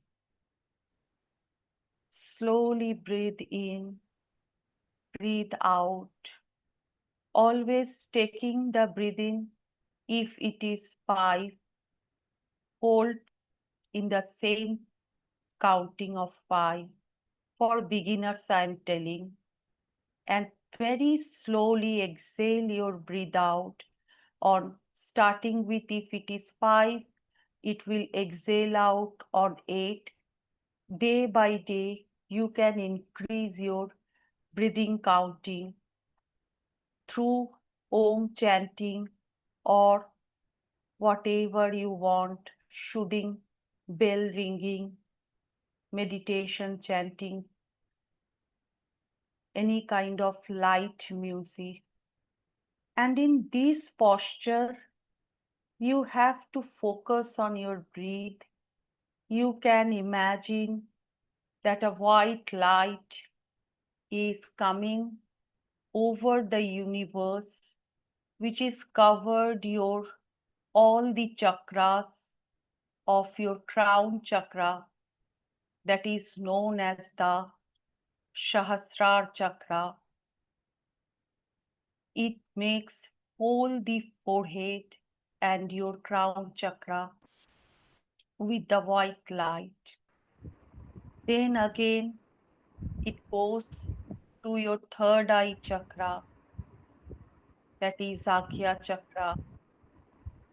With that, all the white light, your all the nervous system, all the brain functions, everywhere it is flowing. Do not attach with the white light. It just simply go with your body, your mind, your all the emotions, your negative emotions, and all the sensations. Then that white light is coming to your Visuddhi chakra, which is known as the throat chakra. And any kind of problem, anything, this white light covering your throat chakra and removing, you are getting healed with this chakra. Then you stay here sometimes.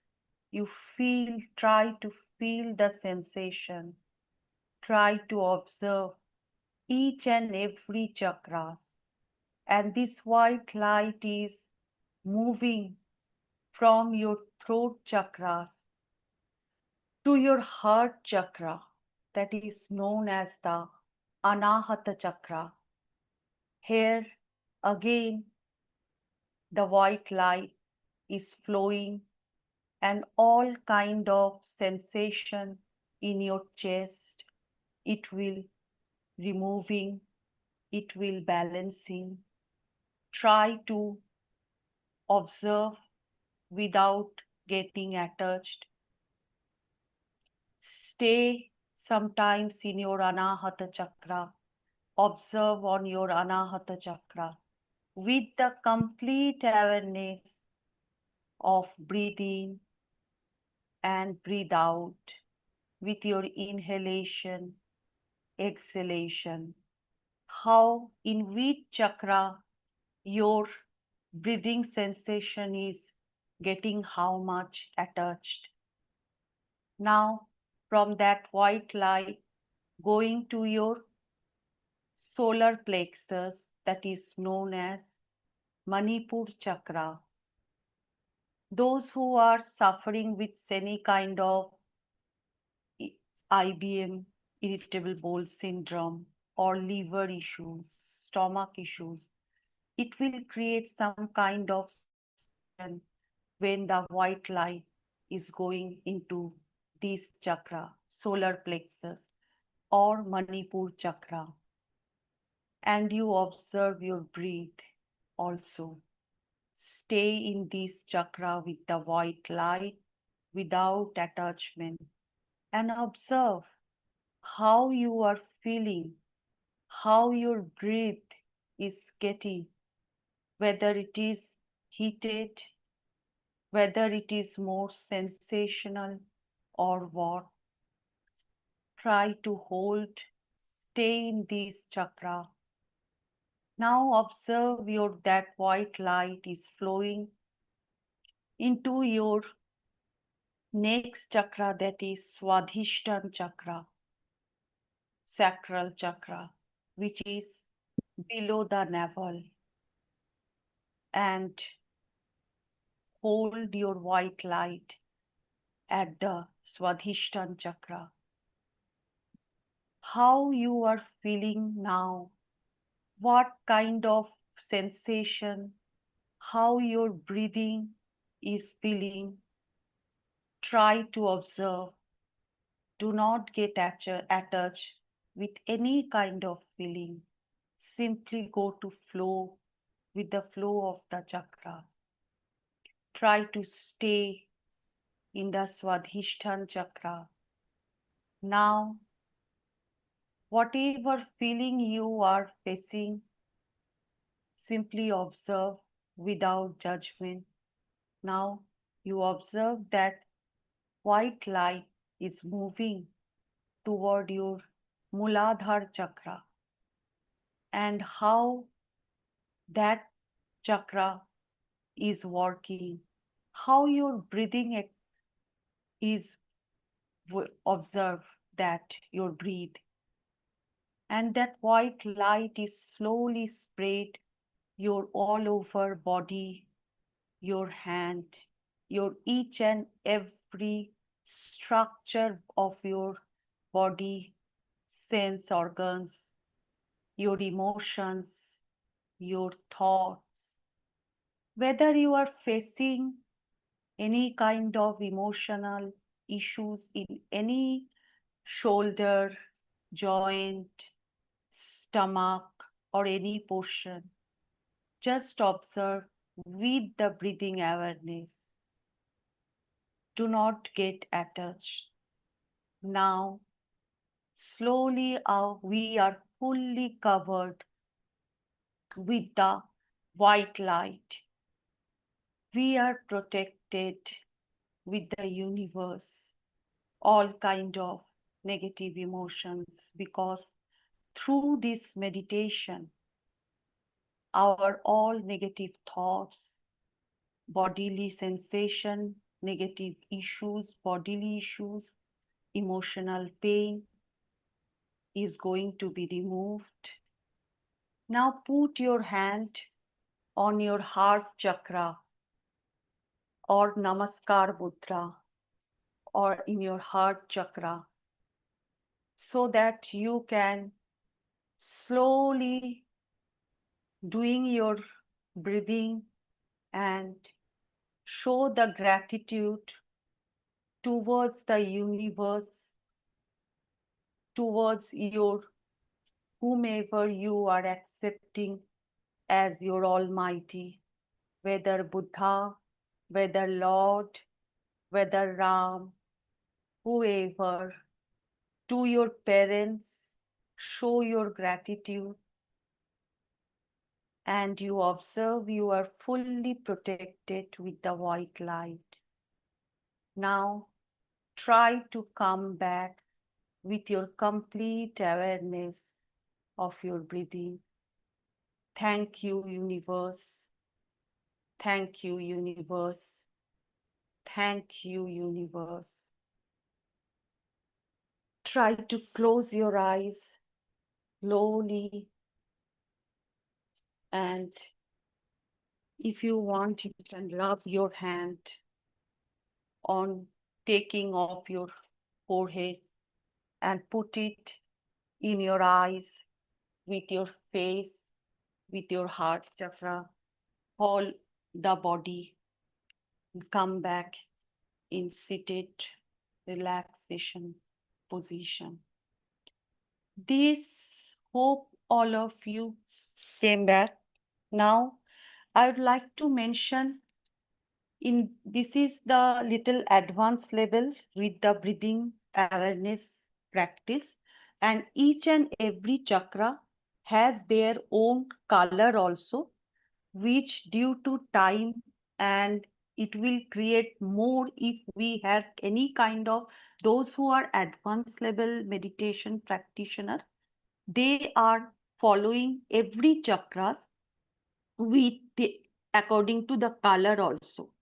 So, but I have skipped there because I don't know whether you are advanced level practitioner or not. Sometimes it creates, if we have like those who are suffering with irritable bowel syndrome, they will face any kind of stomach issues, or those who are suffering with joint pains when we are working on color. So whatever this breathe awareness, as I mentioned, it is a complete awareness process through which we can generate the idea of mindfulness, where we are absolutely aware of our thoughts, emotion, activities in present society, so that we can go according to that, which will help to establish inner peace. If innerly we are calm and quiet, we will understand to maintain a sustainable society. Thank you.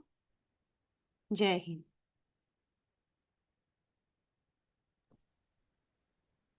Thank you, Dr. Pallavi ji. Thank You you, ma'am. presented your paper in very nice way, and also made some practices for us for our whole personality development, how to overcome grief, stress, anxiety, depression, overthinking from our life. So thank you again for your presentation, brilliant presentation. Now, I invite the next speaker, Dr. Renu Singh ji from Zakir Hussain College, University of Delhi, Delhi. Dr. Renu, now you can present your paper.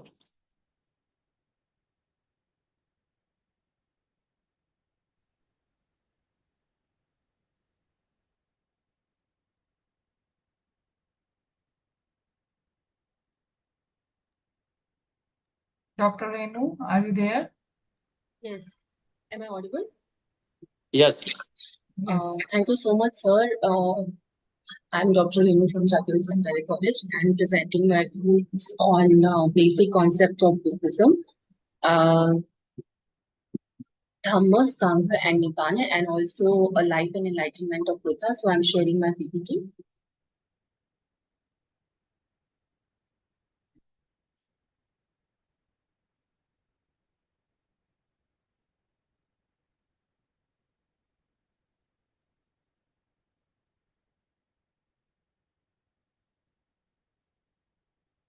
So the problem of war and violence has remained one of the greatest challenges in human civilization. Despite scientific advancement and political development, humanity continues to struggle with hatred, aggression, terrorism, and communal conflicts and psychological unrest. Violence today exists not only in physical forms such as warfare and armed conflicts, but also in social, economic, verbal, emotional, and structural forms. Most of our contemporary efforts focus on external solutions, military intervention, legal punishment, policy reform. These matters certainly. But Gautam Buddha, speaking 2500 years ago to his students in ancient India, suggested that we might be looking in the wrong place. He taught that violence doesn't originate primarily in circumstances, in political systems, or even in the action themselves. It originates in the human mind. More specifically, it arises from three mental formations: greed, hatred, and ignorance. And this wasn't mere abstract theorization. The Buddha had spent years seeking answers to human suffering before his enlightenment, and his teachings emerged from practical investigation. What he concluded was both challenging and liberating. If violence has causes rooted in consciousness, then transformation of consciousness become the path forward. This presentation explores what that transformation might look like, grounded in 3 pillars of Buddhist thought, Dhamma, Sangha, and Nibbana. Dhamma provides the intellectual and ethical framework. Nibbana provides the ultimate goal and motivation, and the Sangha provides the social context and support. So, Dr. Renu, I request to make it slideshow. Yeah. Thank So, you. to understand Buddhist philosophy's response to war and violence, one must first understand the world in which the philosophy was born. So, the emergence of Buddhism must be understood within the broader social and religious context in 6th century BC India. This was a period of major political and economic change. Large kingdoms known as the Mahajanpadas were developing, urbanizing was increasing, and new social groups were questioning traditional religious authority. So religiously, Vedic Brahmanism was dominant, with considerable emphasis on sacrificial rituals performed by Brahmin priests.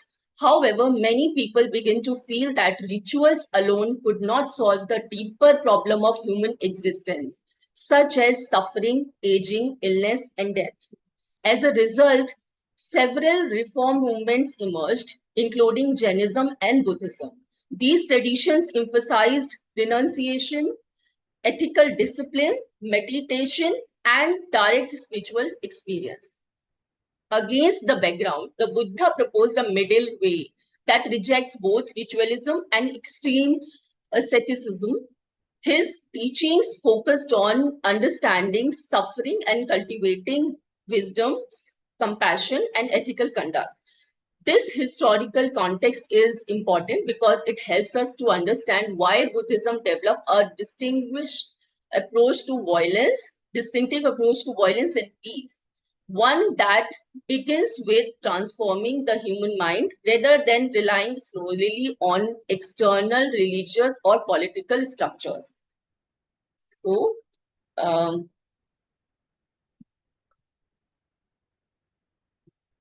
life of Buddha.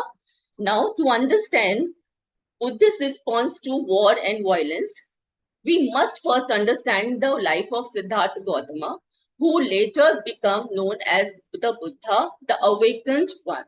So Siddhartha Gautama was born around 563 BCE. We cannot be certain of the exact date, as scholars still debate it, into a wealthy and powerful family in what is now known as Nepal. His father was a religious chief, and by all accounts, the young Siddhartha had everything: comfort, security, status, the promise of power. His father sought to protect him from the harsh realities of life and expected him to become a great ruler. His father, concerned that harsh realities might divert his son towards the spiritual life. From what we can gather from the text, this actually worked for a while until it didn't. At age of 29, during a visit outside the palace, Siddhartha encountered that one are known as the 4 sides. For the first was an old man, which revealed the inevitability of aging. The second was a sick person. The third was a dead body, confronting him with the certainty of death. These experiences made him realize that the suffering is an unavoidable aspect of human existence, and the foresight was wandering ascetic who represented the possibility of seeking a deeper solution of suffering. Now, these encounters led Siddhartha to profound realization: human life is marked by दुख. सब कुछ दुख है, मतलब जो human life है वास्तव में वो दुखी है. A term that encompasses suffering, dissatisfaction, insecurity, and impermanence. This wasn't depression or pessimism. It was clarity, and it drove him to abandon everything: his wife, his infant son, his position, his wealth, to seek understanding of suffering and the possibility of liberation from it. This decision is significant because it marks a beginning of the quest not for political power or military victory, but for wisdom, compassion, and liberation. These values would later become the foundation of Buddhism's approach to conflict, war, and non-violence.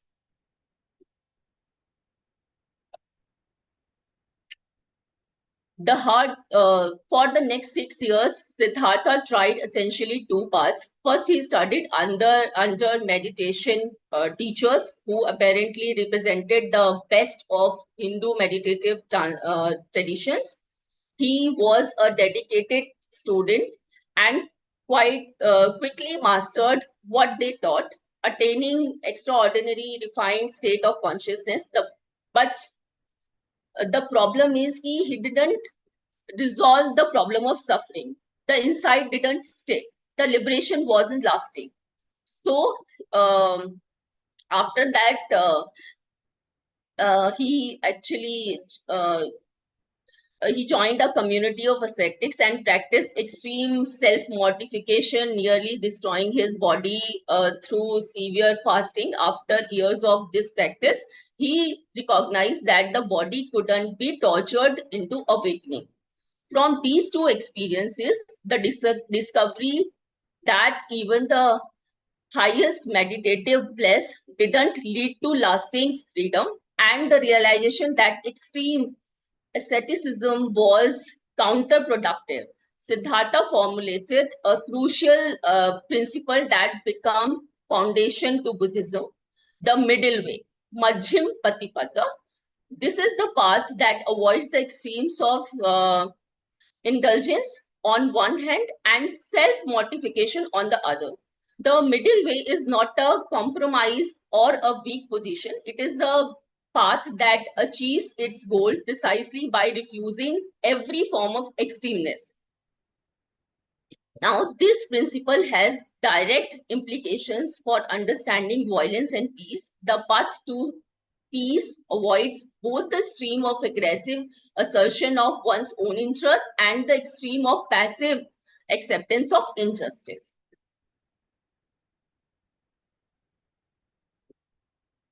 After leaving his palace and spending nearly 6 years in spiritual practice, Siddhartha Gautama finally sat under the Bodhi tree at Bodh Gaya with a determination not to rise until he had discovered the truth.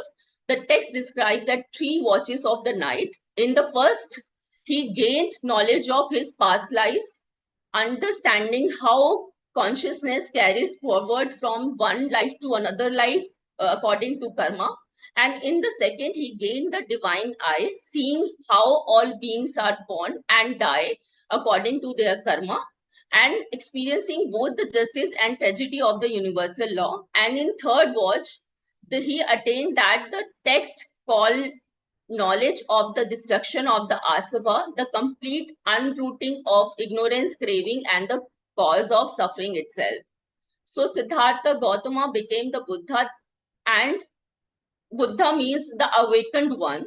And what he had awakened to crystallized into what becomes his life's teaching, the 4 noble truths, which explain the nature and causes of suffering and the path leading to this cessation. Second, he realized that the principle of impermanence, that everything in existence is consistently changing. Third, he discovered that the doctrine of non-self, which challenges the belief in the permanent and independent self. Fourth, he understood dependent origination, the idea that all beings and phenomena arise through interconnected causes and conditions. One of the most significant teaching associated with enlightenment is found in Dhammapada. So, Dhammapada mein what Buddha said: one who conquers himself is greater than one who conquers 1,000 men in battle. This statement fundamentally transforms the meaning of victory. In many cultures, military quest is regarded as a sign of greatness. The Buddha, however, teaches that the highest victory is self-mastery, and जो जीतना है, जो victory है, is the greed, hatred, ignorance within one's own mind. जब हम इसको control कर लेते हैं, then we get rid of from the problem of suffering.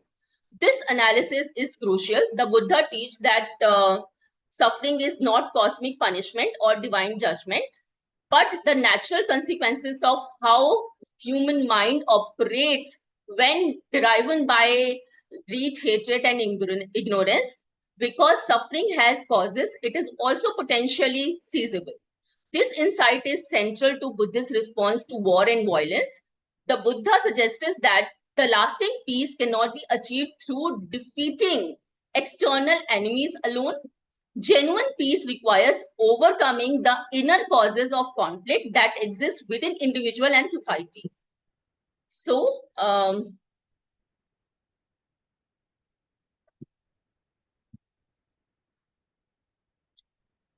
after his enlightenment, the Buddha spent several weeks in Bodh Gaya in deep meditative reflection.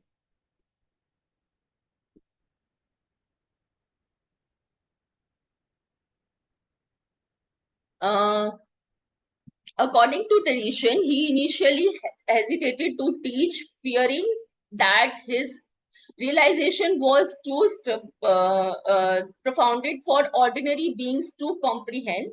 The deity Brahma Sahapati is said to have appeared and nothing that there are beings with little dust in their eyes would benefit from teaching. This episode is really, awakened one for Buddha, and Buddha walked approximately 250 kilometers to the deer park at near Varanasi, where he delivered his first lecture, the Dhamma Chakra Pravartana Sutta. In the foundational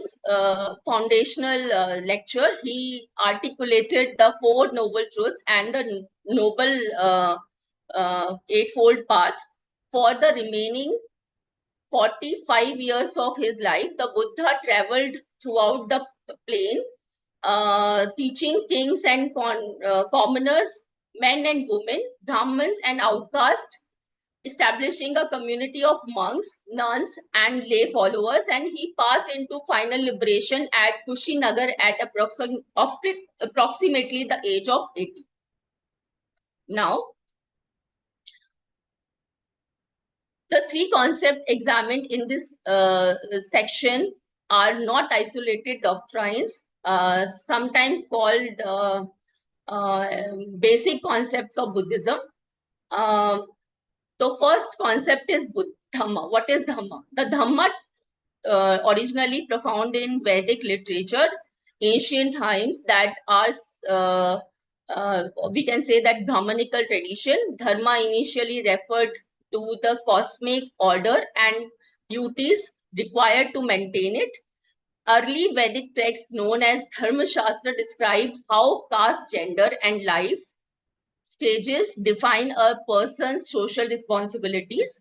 The Buddha was familiar with the earlier meaning of the term Dhamma, but he and his followers significantly redefined the concept. As Buddha spread the term Dharma, looked at on several meanings within the tradition. The Pali term Buddha derives from Sanskrit root dha, meaning to hold or to support. So Buddha explained 6 distinct but interrelated meanings. The first one is ultimate nature of reality. The second is the teaching of the Buddha, the individual doctrine, text, formulation that constitute that teachings. Then right conduct and ethical duty, phenomena or things in the sense of ultimate constituents of experience, and the cosmic law of cause and effect, or karma, we can say. These meanings are not alternatives, they nest within each other. At its most foundational level, Dhamma is the basic sense refers to the law of dependent origination, the principle that all phenomena arise in dependence upon conditions and that no phenomena possess independent fixed selfhood. This doctrine has direct ethical implications. Violence, war, and operations are themselves conditioned phenomena arising from the threefold root of greed, hatred, and delusion. Because they are conditions, they are also in principle capable of being unconditioned, of ceasing when their causes and conditions are removed. This implication of this law are profound. First, it means that suffering is not eternal or cosmic punishment. It arises from cause and therefore can cease when those causes are removed. Second, it means that violence and conflicts are not a permanent feature of human nature. They too arise from conditions, greed, hatred, and ignorance, and therefore can be transformed. Third, it means that all beings are fundamentally interconnected. Actions that harm others ultimately harms oneself, not through punishment, but through the natural operation of causality. Then,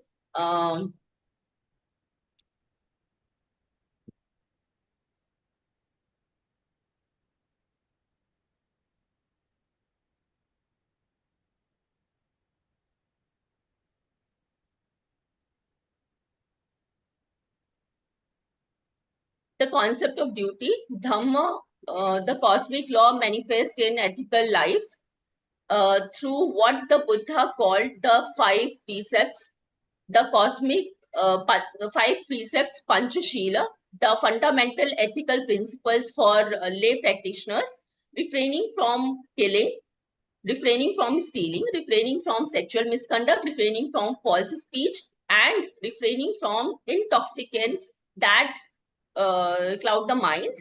These are not only laws or rules imposed by external authority. They are understood as training principles undertaken because the practitioner understands the law of karma, that action rooted in greed, hatred, and delusion produce suffering. So the first concept, refraining from killing or ahimsa, is the foundation of all Buddhist ethics. It is absolute. There are no exceptions based on circumstances, role, or justice of a cause. A critical question from the workshop is whether Buddhist Dhamma permits any conception of just war. The Tripitaka records it's clear and consistent. The Buddha never endorsed warfare as a means of conflict resolution. In the Yodha Jiva Sutra in Sanyukta Nikaya, the Buddha explicitly states that the soldier who dies in battle is likely to be reborn in a lower realm, because the mind of the warrior in the act of killing is, influenced with hatred and in the intention to harm, precisely the mental condition that generate negative karma. In Buddhism, dharma is universal, applying equally to all beings. The first precept against killing admits no exceptions based on social role or duty. This differs fundamentally from Hindu ethics, provides a framework for justifying war under certain circumstances, like if the cause is right or proper authority, or there is no any other choice. There is most famously articulated in the Bhagavad Gita, where Krishna teaches that his Swadharma as a warrior requires him to fight in the Kurukshetra war. But Buddhist philosophy categorically rejects violence as a solution of problem, regardless of how just the cause may seem. In Buddhist thought, no such exception exists. All taking of life generates negative karma, regardless of the warrior's role or the justness of the war. This is not to say that Hindu philosophy is inferior or more violent. Rather, it reflects a different analysis of the ethical challenges of living in a complex society. Hindu philosophy recognizes that government need to enforce law and that sometimes military force may be necessary to protect the innocent. It attempts to create a framework that acknowledges this necessity while confronting it through the concept of rightness of duty. Buddhist, by contrast, maintains that an absolute ethical standard while acknowledging that in practice, human societies have fallen short of this standards. Now, if we talk about the core values of Dhamma, the Dhamma cultivates qualities that directly counter the root of violence. Importantly, Dhamma is not simply a religious doctrine. It is a way of understanding reality and living ethically. It teaches compassion, wisdom, responsibility, and awareness of the interconnected nature of existence. Compassion helps us to respond to the problem of suffering with care rather than aggression.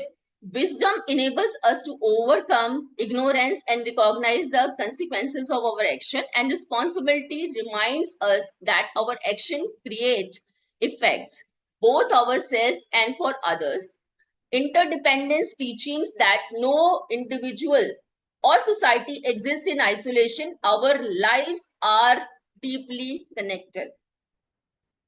The relevance of Dhamma to war and violence is profound. Many systems attempt to control violence through external means, such as laws or military power. While these may be necessary, Buddhism argues that they address only the symptoms. आप सिर्फ symptoms खत्म कर रहे हो इससे. Dhamma goes deeper by addressing the mental and ethical causes of violence itself.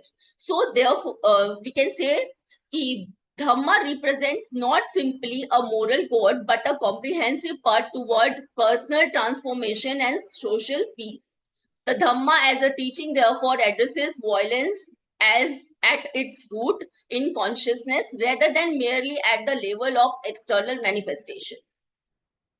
Now, having discussed the Dhamma as the ethical foundation of Buddhism, we now turn to the Sangha, which represent the social embodiment of Buddhist teaching. The Sangha is the one of the three Ratna or three gems that traditionally refers to the community of monk and nun founded by the Buddha. More broadly, it includes all those who sincerely practice the Dhamma.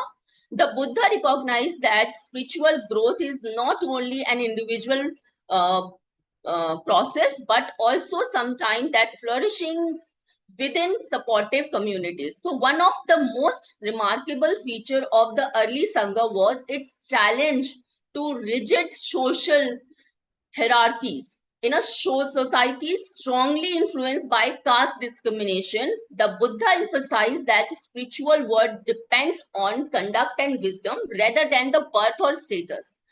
This made the Sangha a relatively inclusive community for its time. The Sangha was also based on mutual support.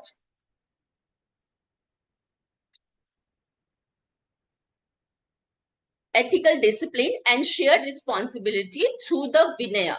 Vinaya Pitaka learned how to live together peacefully and resolve disputes and cultivate virtues such as compassion and self-restraint.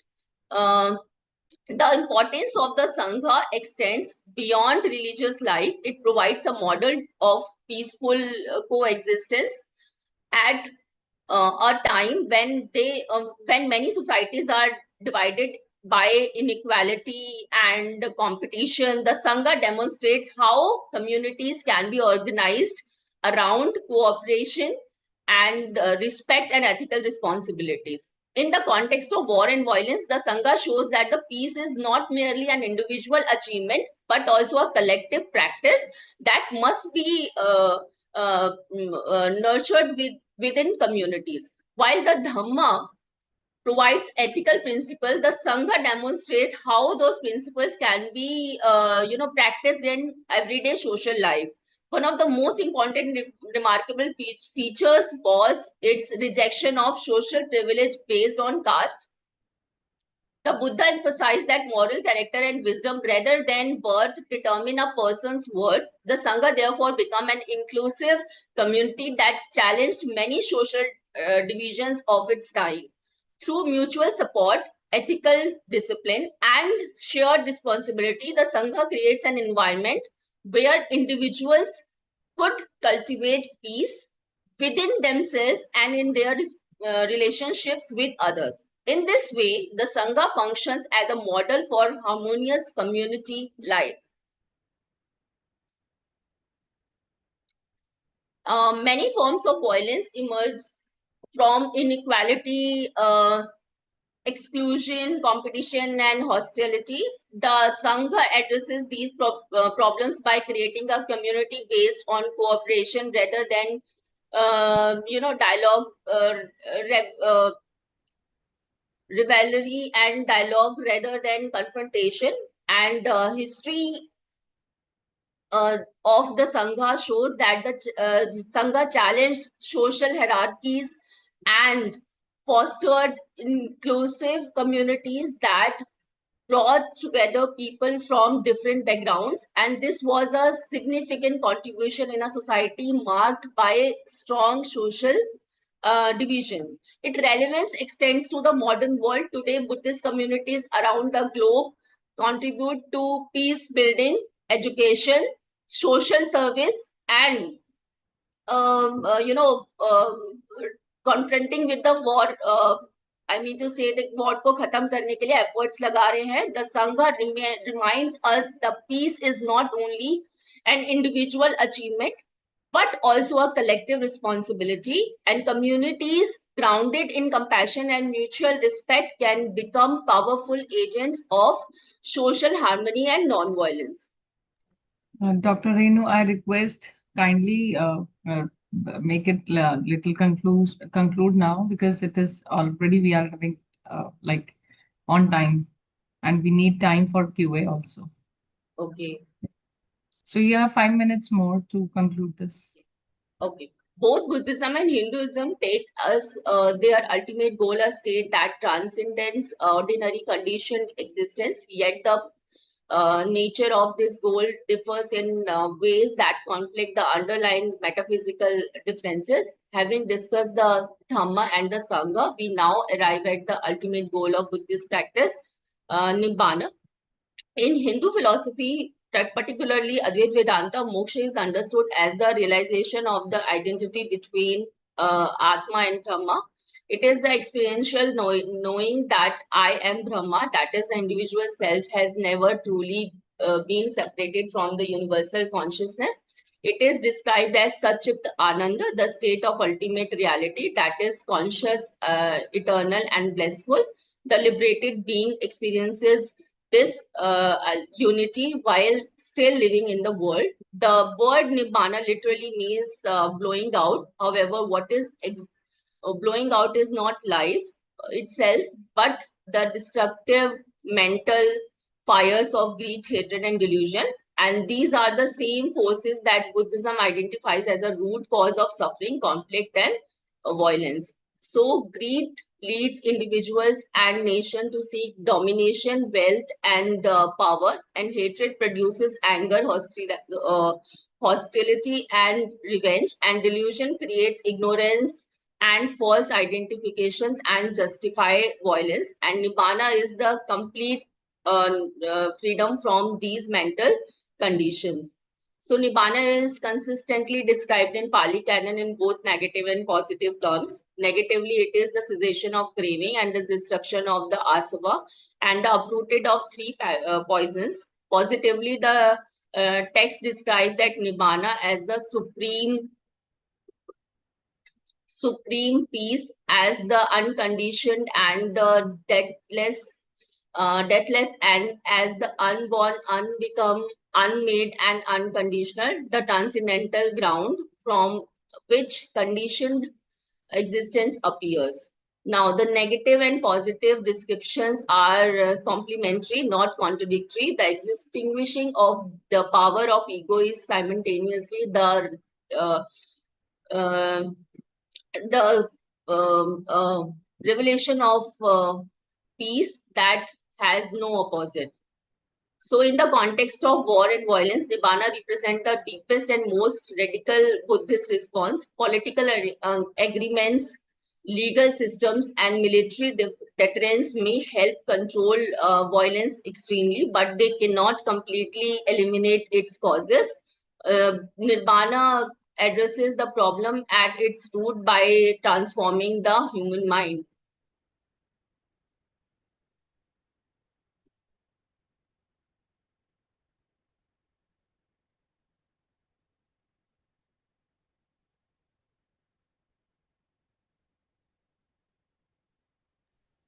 Now, conclusion. As I conclude, and I would like to emphasize that Buddhism offers a distinctive and deeply relevant response to the problem of war and violence. The Buddha did not view conflict simply as a matter of political structures or military power. He understood it as arising from the mental condition of greed, hatred, and delusion, or we can say ignorance. The Dhamma provides ethical guidance for overcoming these tendencies. The Sangha demonstrate how communities can be organized around cooperation and compassion, and Nibbana represents the ultimate freedom from the cause of violence. While meditation or practical method for cultivating mindfulness or inner peace जो है अनापनासती ने जो present किया है in today's world marked by armed conflicts, social conflicts, and environmental crisis and divisions, these teachings remain remarkably relevant. They remind us that sustainable peace begins not only in institute and government, but also in the transformation of human consciousness. Thank you.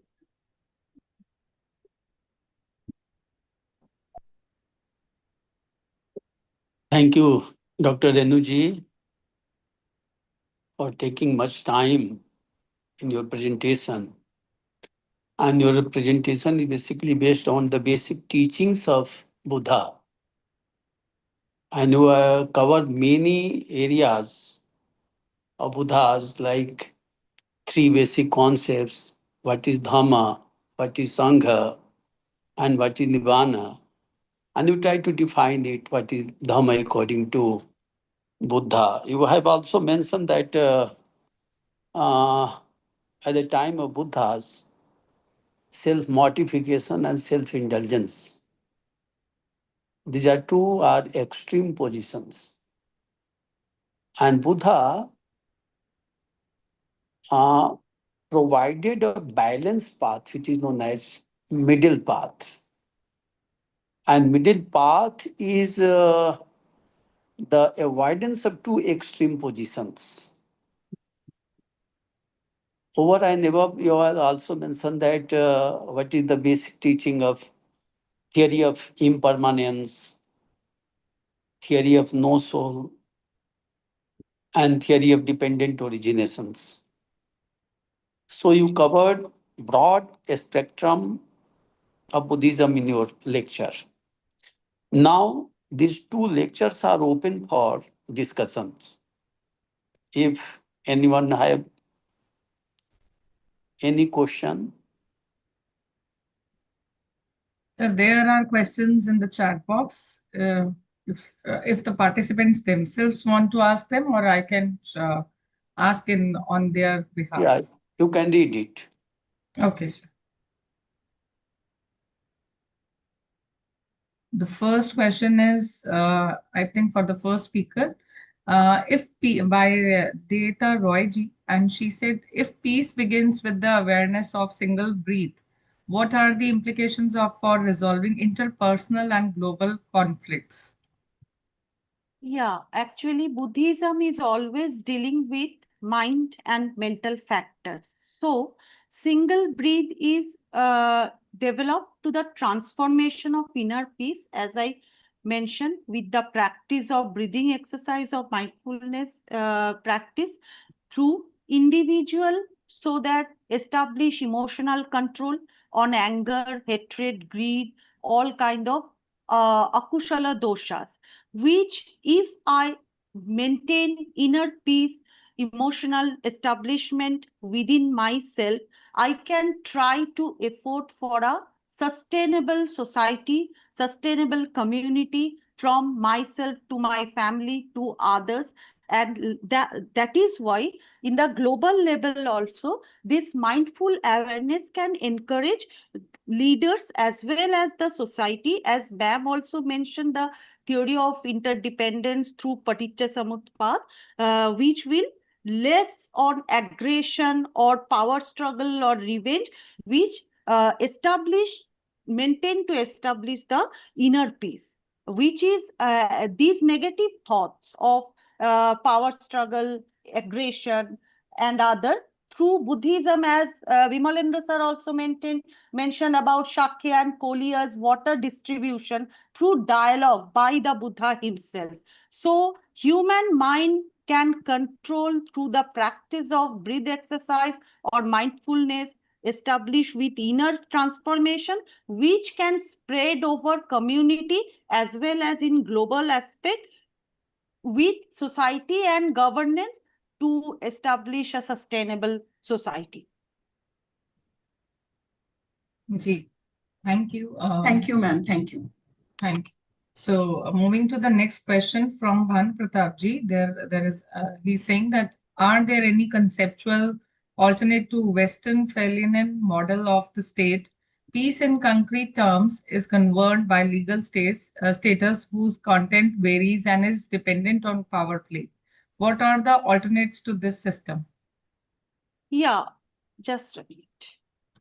The alternate of Westphalian, as sir mentioned, generally is to establish interconnectedness with ethical responsibility, non-violence, as I mentioned, dialogical approach in global cooperation, rather than to engage on power struggle and competition of politics and racial hierarchy, showing of racial hierarchy.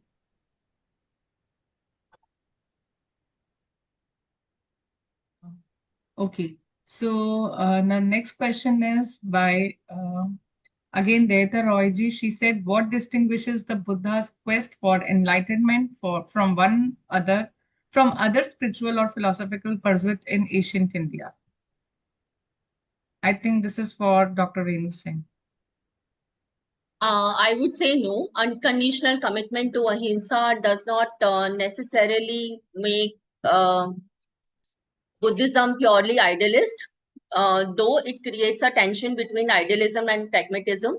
Buddhist ethics treats non-violence as the highest moral ideal because non-violence ultimately arises from greed, hatred, and delusion. And in that sense, it is more uncompromising than the position found in Bhagavad Gita, where violence can be justified under certain circumstances as dharma yuddha. However, Buddha is also deeply pragmatic. The concept of skillful means recognizes that the teaching and actions must be adapted to circumstances in order to reduce suffering. This prevents Buddhist ethics from becoming a rigid absolutism. The question is not only, is an act non-violent, but also does it reduce suffering and promote awakening? Similarly, notions such as space of light, Buddha point out to experiential and transformative dimensions of reality rather than merely abstract ideas. And they suggest that ethical conduct is grounded in a transformed mode of awareness, not simply in adherence of rules. Ji. Now, another question is by Dr. Prashant Shukla ji. He said, "Don't you think that the unconditional acceptance of ahimsa, non-violence, as engaged Bhagavad Gita, as you said, gives it an idealistic undertone? If it is so, would it still remain the typical Buddhist pragmatism? What would you say then of the typical Buddhist notions like Alok, Akash, or Upaya? Upaya, I think so. This is the word. And he describes some text here also. So Yes, a Buddhist inspired political order in conceivable, but on a simple replacement of the Roman, that you said that text. A Buddhist political order would likely shifted the focus from interdependence, I mean to say Pratitya Samutpad, from property accumulation to uh, hardship, from endless economic growth to the reduction of suffering and ecological balance, from power competition to dialogue, compassion, and harm, non-harm, and from a progressive temporarily to a rational understanding of human and natural life. So historically, however, Buddhist has rarely developed a comprehensive theory of international order comparable to the, West Philippine state system. But Buddhist politics generally adopted themselves to existing political realities rather than constructing an alternative global architectures. okay, another question. I think this is the last one. From Bhanu Pratapji, he said that the present order is premised on the Roman property law, Westphalian sporgunity, and the Britain wood system. The system favors a progressive temporary that is highly contagious and belligerent. Is there a possibility of Buddhist-driven political order? I have already given an answer of this question while I have given the first one. Okay, okay. So now I request the chair of the session to give his presidential comments, or if any other discussion left in here for the participants and the speakers.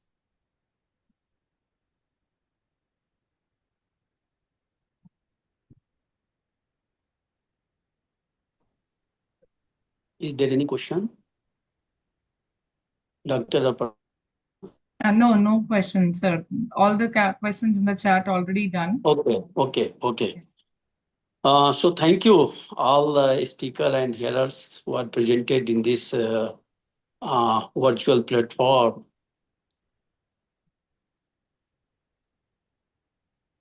Professor S.S. Roy wrote a book, and the title of the book is Heritage on Shankar.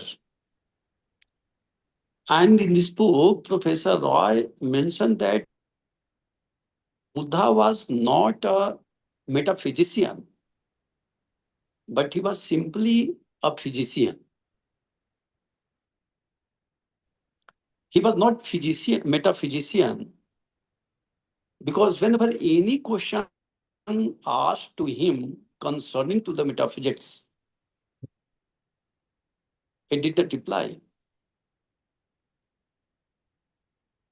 He became silent, because these questions are not conducive to remove our suffering. So he was simply physician, and in his first sermon, Buddha preached about 4 noble truths: suffering, cause of suffering, cessation of suffering,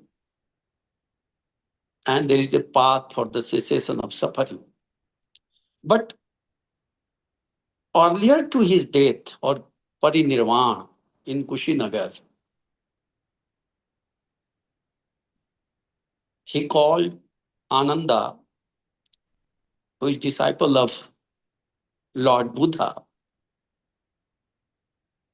and said that now I confine my preaching within 2 noble truths: misery and cessation of misery. ये 2 ही चीजें मेरी philosophy के केंद्र हैं, misery and cessation of misery. So try to overcome misery and attain the highest goal of your life. Even Professor T.R.B. Murthy, in his book, The Central Philosophy of Buddhism, mentioned that the history of Buddhism is the history of nirvana. That is, nirvana is in the center of Buddhism, and everything is the supportive for nirvana.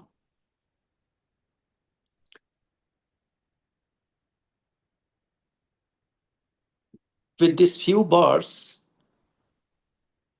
I would like to congratulate both speakers, because tomorrow I will have to deliver a lecture on Buddhism in the tomorrow at 11 a.m. So I will discuss in detail the causes and remedies to overcome the existing societal conflicts. So with this word, I would like to thank both the speaker and organizers who invited me and giving me this opportunity to chair this session. I have another session because my mentor, Professor S.K. says, sir, passed away yesterday.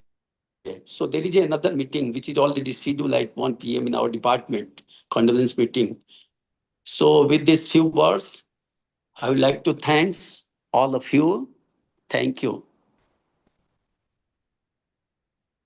Sir, we are very thankful to you too for taking out time at this moment, which is very sad to know, which we just heard. And the session went really well with lots of principles of Buddhism, which we all got to know from the two learned presentations. I have noted down so many points, but due to the time constraint, I think I should move ahead and I should invite Dr. Tulika Ji from University of Delhi, University of Lucknow, Department of Philosophy, for the concluding remarks of the day. Dr. Thank you Tulika. so much. Thank you so much, Dr. Aparna ma'am. It is a pleasure to hear all of the presentations and all of the professors. So here are my concluding remarks.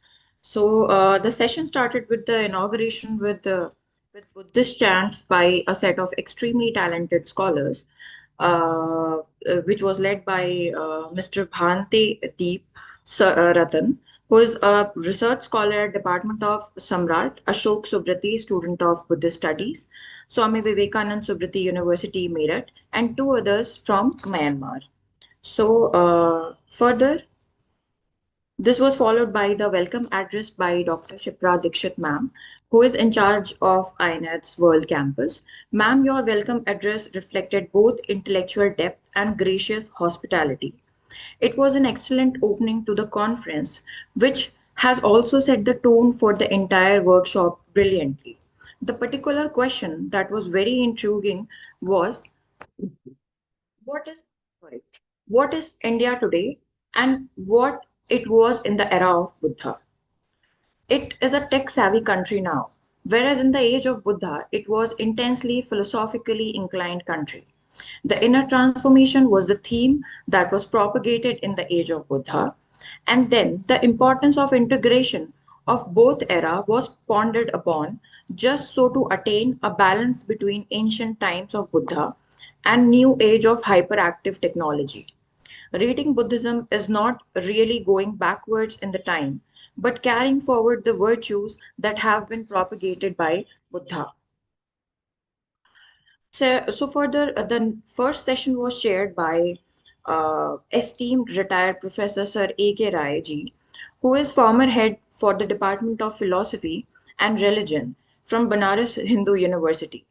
The keynote address was delivered by Professor Bimalendra Kumar Sir, who is former head and senior professor, Department of Pali and Buddhist Studies from Banaras Hindu University. And the topic that he shed light on was exploring Buddhist philosophy and its responses to war and violence. Professor Bimalendra Kumar Sir very meticulously very meticulously enlightened us on how Buddhism is also believed to be Sanatan Dharma and the relevance that it holds in today's time. Further, the dispute between Kolyas and Shakyas for the Rohini River, which is at the border of Kapilvastu, and how the Blessed One, which is Buddha, played an eminent role in ending the quarrel between both the communities. Buddha asked them whether water holds the importance or humanity, which is manatva, holds the importance. Importance of Buddhism in bringing peace and prosperity was highlighted in the talk, and the contemporary relevance that it holds in today's time is adapted by the leaders even today. The importance of unity is essential because when communities are broken, people are generally at a weaker position in the terms of their own being and surviving in the society. Importance of communication and dialogue was emphasized in the talk. The way to tranquility starts with working on oneself was the very important quote that was discussed in this paper. Subsequently, Sir also discussed that war is a psychological state or immoral psychic states that occurs in our mind that is possessed by the latent factors that takes over mind and makes us do immoral things. He also mentioned the seven latent factors that takes over the mind and are immoral psychic factors that waits for an opportunity to talk over an individual's rationality and makes them do things that are immoral to the community. Subsequently, Sir also mentioned about three types of man which determines the superior complex that individuals hold.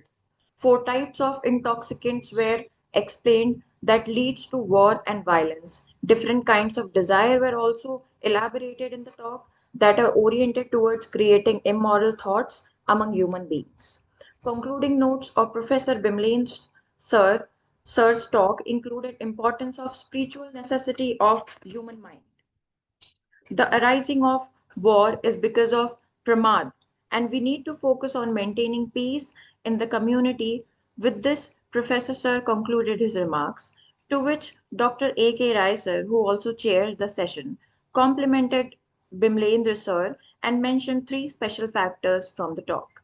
Respected Sir mentioned the importance of eradicating greed and intention of violence, and to focus on performing charity and on controlling our sense organs. The main cause of conflict is ego and greed, and we need to let that go to attain peace. With this, post this, we had a 10-minute short break, and the second session started and was chaired by Professor Rishikant Pandey Sir, who is former head of Department of Philosophy, University of Allahabad.